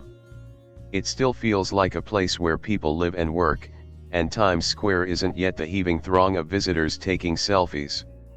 The city just seems more interesting than it is now. There's an energy, a vitality to every scene shot in the street. Whether we're following and arguing Rupert and Marcia or watching Jerry smile and wave at builders, this feels like there's a living, breathing city right behind them or just off camera. It can't just be the daylight filming, but going back to this film's spiritual cousin, I've always thought Taxi Driver felt like an X-rated version of Edward Hopper's Nighthawks. While the themes of a nobody wanting to be a somebody and going to extreme lengths to accomplish that are similar, the execution, no pun intended, is very different. Apparently, Scorsese wasn't keen to take on this project and was convinced to do so by De Niro. I don't think that really comes across, and, I know this has been said 1,000 times, it's a great companion piece to Taxi Driver, and uses similar shots of our hero framed at the end of a corridor or in a distant doorway to emphasize how removed he is from reality. The difference being, Rupert Pupkin fills the screen with his appearance and stubbornness, and an office corridor and doorway are used to frame a Hanna-Barbera-style chase through Langford's offices. That, the sight of Jerry cocooned in tape and the sound effect of a cat screeching as a table crashed to the floor in the third act, made me laugh a lot more than most Scorsese films do. Rupert's daydreams are also full of flair. Whether he's having a fancy dinner and turning down his idol's request to guest host the show, or being interviewed on a show which brings out his old teacher to apologize for accurately describing his aptitude, the fantasies all look different. The interview is shot in a grainy, as live television kinda way, while the exaggerated performances between Jerry and Rupert play out like a cartoon. When Jerry strangles Rupert in his office, he rags him around like a muppet and it's genuinely hilarious. In terms of performances, De Niro's wide-eyed delusion veers between clueless and optimistic and flat-out childlike. From his frantic pitch in the back of Jerry's limo to his stage confidence during the finale as he delivers his tight five to Jerry's audience, there's never a doubt in his mind that he's in the right. For what it's worth, while the jokes are obvious and hackneyed and the delivery might as well be signposted by semaphore, I've actually seen worse stand-up sets than Rupert Pupkin's. Sandra Bernhard is fascinating in this too. Utterly feral in her first appearance, like a wild leopard trapped in the back of a luxury vehicle, she feels like a terrifying foe. Even when it becomes clear she's Rupert's friend, of sorts. It mostly feels like she gets the better of their arguments in the streets, totally unafraid to scream and rant in public and make a scene. But then, once Jerry is taped to a chair, there's a quietness about her, not quite a softness, that suggests a much different kind of threat. An air of menace that feels like it could lead to a completely different kind of violence, and I can't think of anyone who I've seen do that as well as Bernhard does here. As for Jerry Lewis, he has a measured calmness pretty much throughout, represented visually by the neatness of his apartment and immaculate outfits, and chooses to play his fear at being held hostage in a quiet way. For a performer best known for his wacky voices and physical shenanigans, it's a terrific choice, making the celebrity seem more like a real person than his deluded fans. His politeness to Rupert in the opening scenes effectively sets the story in motion, which makes the occasions he loses his temper, once when Rupert brings a date, Diane Abbott, playing cynical and embarrassed brilliantly throughout her encounters with Rupert, and when he finally manages to get free from Marcia and punches her in the jaw, all the more shocking. It all wraps up very neatly, with Rupert handing himself in once the pre-recorded show has aired, Jerry escaping just in time to see the broadcast. Like Taxi Driver, there's an element of doubt as to whether the final shots Rupert on the cover of magazines, his autobiography in store windows, and him standing in front of an adoring studio audience, are fantasy or reality. I found myself wondering whether the ambiguity of the ending would even track in 2026. These days, it genuinely would not be surprising to learn that a convicted criminal would be top of the bestseller list and given their own streaming special within days of their release. To think this is just a couple of years after one of the biggest entertainment stars the world has ever seen was murdered by a stalker on the same streets this movie was filmed on is crazy. That it was made just months after an assassination attempt on the US president by a man obsessed with a Martin Scorsese movie is just mind-boggling. I'm glad I went back to this one, and I believe the reappraisal it appears to have had in the 40-odd years since its release is fair. It's a great watch, unusual and engaging, and sadly still pretty relevant. Between Scorsese's work on this and Paul Schrader's work on Rolling Thunder, I've got an urge to go back and rewatch Taxi Driver, but maybe I'll just do that without writing about it. For a movie about a failed stand-up comedian, the king of comedy difficult to watch. Rupert's delusions of success are funny at first but then grow cringe-worthy and then dangerous. But there's a third act pivot that makes this one of my favorite Scorsese movies. It's so subtle but brilliant. It changes our perception of the characters and their motivations and makes us question who we were rooting for all along, since Todd Phillips' forthcoming movie Joker has clear influences from Martin Scorsese's The King of Comedy. It even features Robert De Niro in a role similar to Jerry Lewis in the movie. I'm taking a look back at the 1983 satirical black comedy. I was ready to call Martin Scorsese's The King of Comedy a great and underrated entry in his filmography, but I wasn't ready to give it the masterpiece re-evaluation that some critics have given it. Then, Jerry Langford, talk show legend Jerry Lewis playing a version of himself, stands in front of an electronics store with dozens of TVs tuned into Rupert Pupkin, Robert De Niro, performing a stand-up comedy set on Langford's show. We never see Langford's reaction to the set. We don't need to. In that one sequence, Scorsese is changing our perception of what we watched in the preceding 90 minutes. I think this is what a lot of people get wrong about The King of Comedy. To me, it isn't an indictment of celebrity or a cautionary tale about the tantalizing allure of fame. The way the ending is framed makes Pupkin an anti-hero not dissimilar to Travis Bickle in Taxi Driver. The brilliance of the movie comes from Scorsese's decision to make Pupkin the villain for most of the story. We're never truly on his side. We're really on no one's side, which is why it's an almost unpleasant experience to watch. Roger Ebert even said, but then, after all the awkwardness and cringe-worthy antics from Pupkin, we see him perform. At that moment and the one with Langford in front of the electronics store, I understood that this isn't a movie about celebrity or fame. It's a movie about talent going unrecognized and the struggle of being a creative or performer. The obsession with celebrity and fame is explored with Sandra Bernhard's character of Masha, who is portrayed a bit problematically as someone with a mental illness, which drives her to stalk Langford. And her character looked at through the lens of the film, she's actually a foil to Pupkin. She has no reason to be in Langford's life other than a selfish one. Pupkin, on the other hand, has a reason and purpose, but still isn't afforded the same opportunity. Scorsese's longtime editor Thelma Schoonmaker does some clever work here, stitching together Pupkin's delusional conversations and interviews with Langford, showing us both reality and what's in Pupkin's mind. And her masterful work doesn't stop there.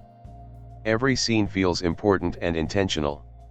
Not a single second is wasted on anything else but the developments and information we need to see, a rarity, unfortunately.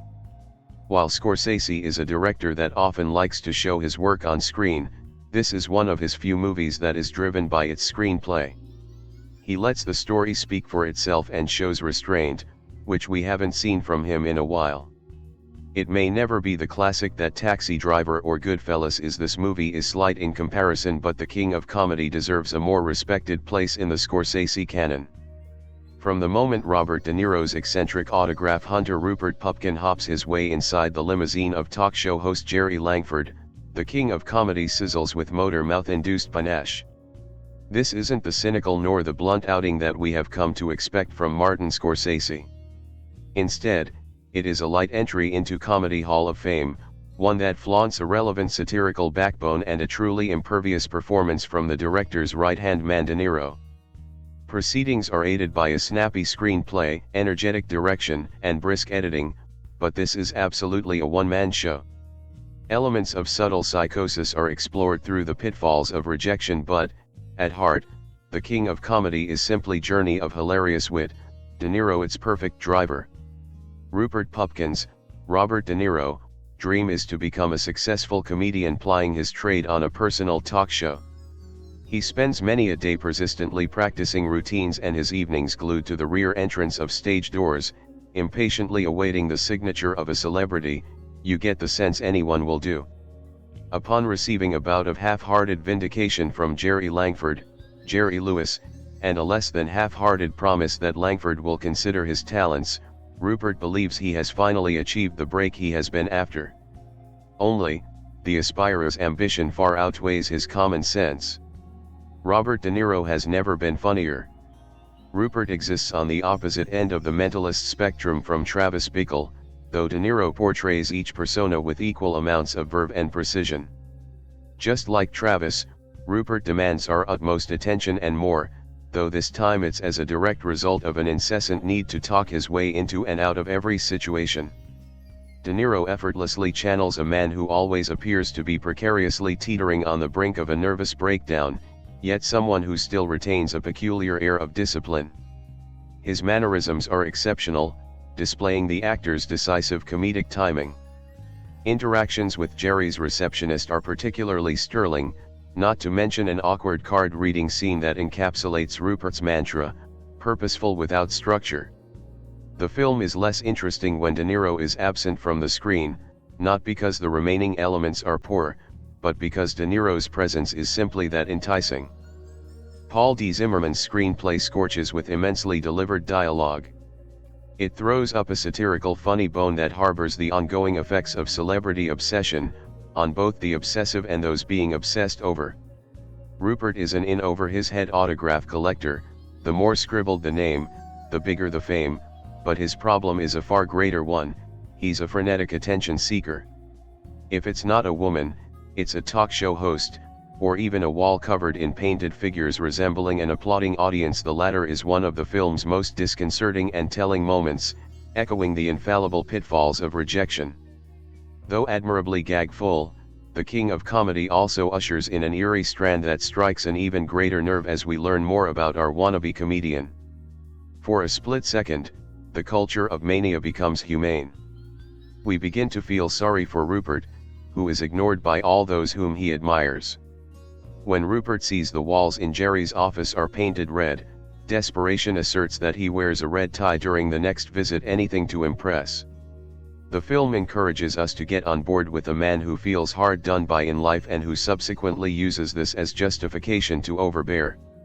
Rejection manifests in similar forms to those of modern denial, company policy loopholes, an assistant reverberating condescending tones and emitting dissociative remarks. There's no doubting De Niro's impact in terms of making his character user-friendly, but credit must also go towards how Scorsese and company present the character. After all, it's easier to engage and spend time with somebody who you like, as opposed to a person less cherished. At its most rampant when De Niro is in view, the king of comedy peaks by way of the humor expelled. Believing the hype mainly his own, Rupert exclaims extraordinary fact after extraordinary fact in such a nonchalant manner that we begin to wonder whether or not they're actually true. That's Woody Allen, he's a friend of mine. Other amusing sequences include Rupert's uncanny resilience that sees him consistently refer to strangers by first name as if on a first name basis he's a bit like the annoying drunk seemingly frozen in time and on repeat. Even his attire is so silly that it garners laughter, from the uncoordinated suit and tie to the pristine hair and questionable mustache. Listen out for De Niro's dynamite ma'am, too. It's blatantly obvious that Scorsese cares about his characters, particular his lead here whom he treats with affection and injects with more well-roundedness than is custom for such a psychotic individual. This caressing nature is reflected in the film's overall image, one far from the brutal shades of gray seen in Goodfellas or the not-so-subtle shades of black and white in The Wolf of Wall Street.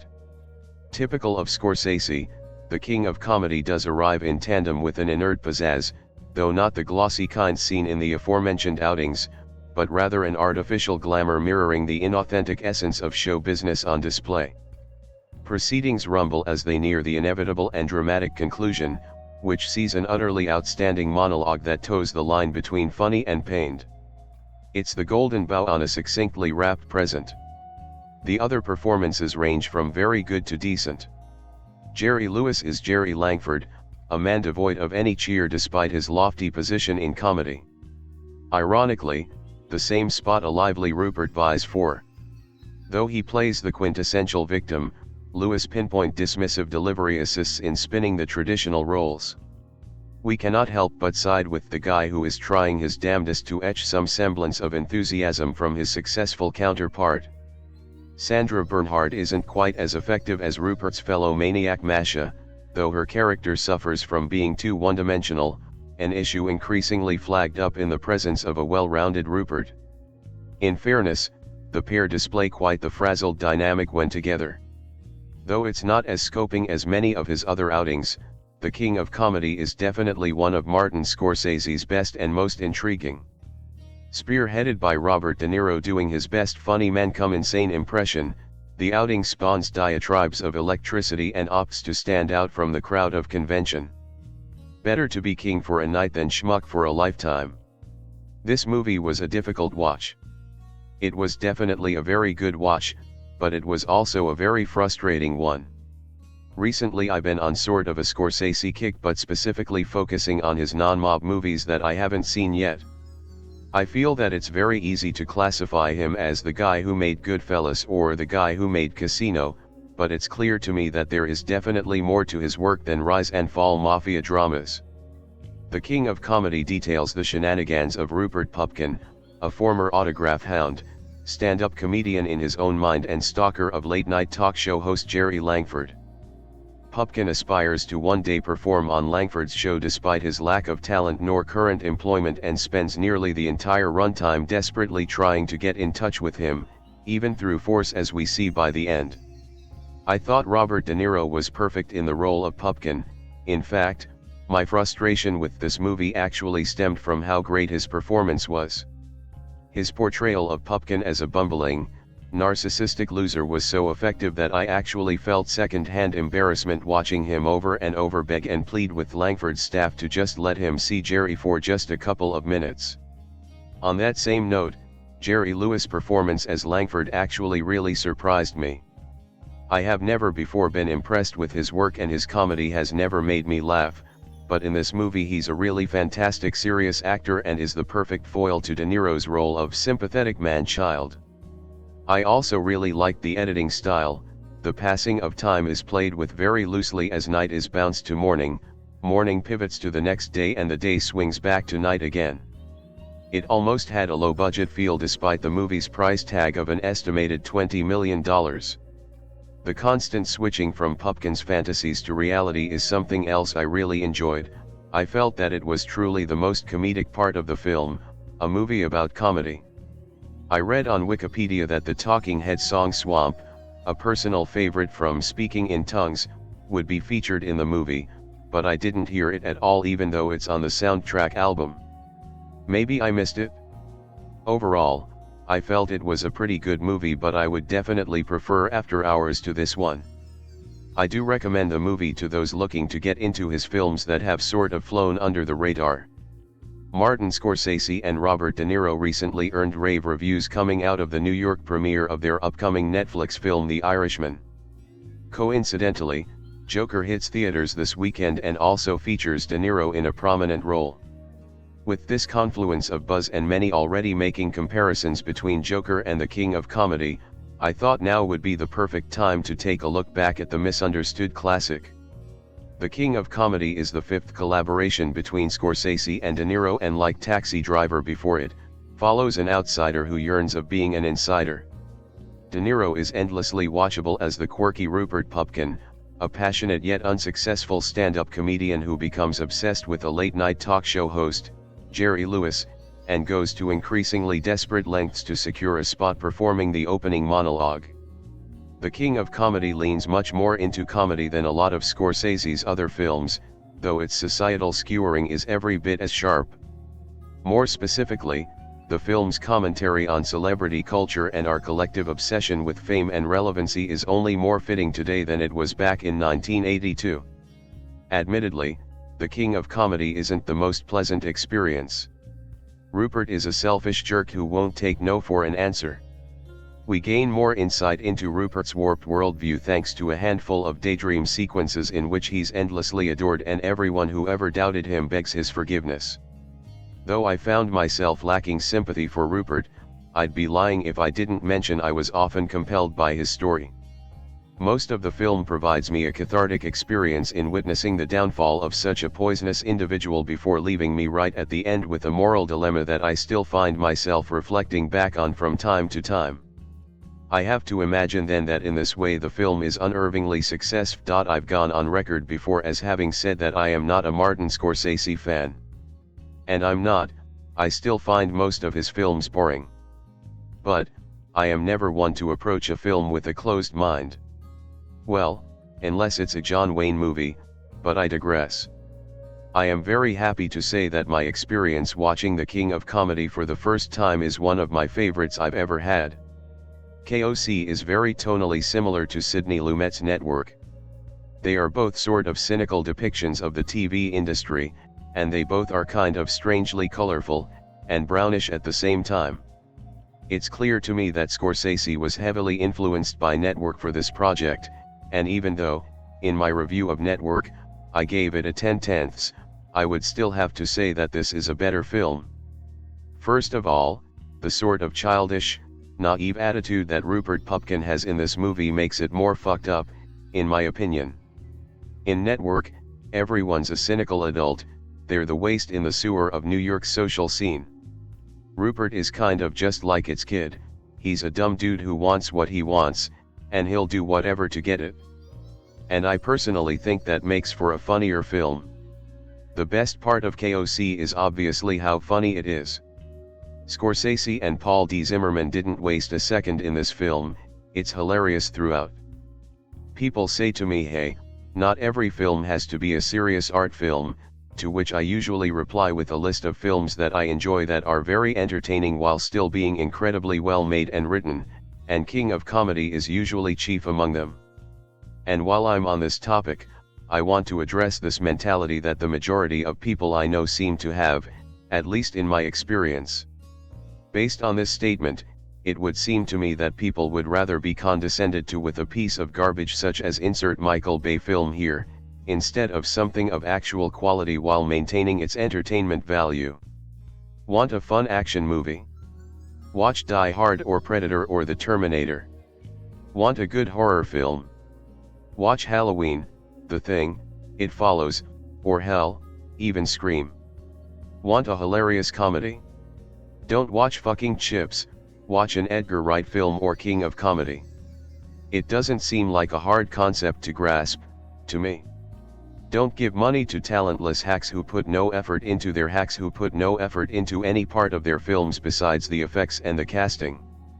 This film, directed by Martin Scorsese, written by Paul D. Zimmerman, produced by Arnon Milchan, starring Robert De Niro, cinematography Fred Schuller, edited by Thelma Schoonmaker, music by Robbie Robertson, production company Embassy International Pictures, distributed by 20th Century Fox, release dates December 18, 1982, running time 109 minutes, country United States, language English, budget $19 million, box office $2.5 million.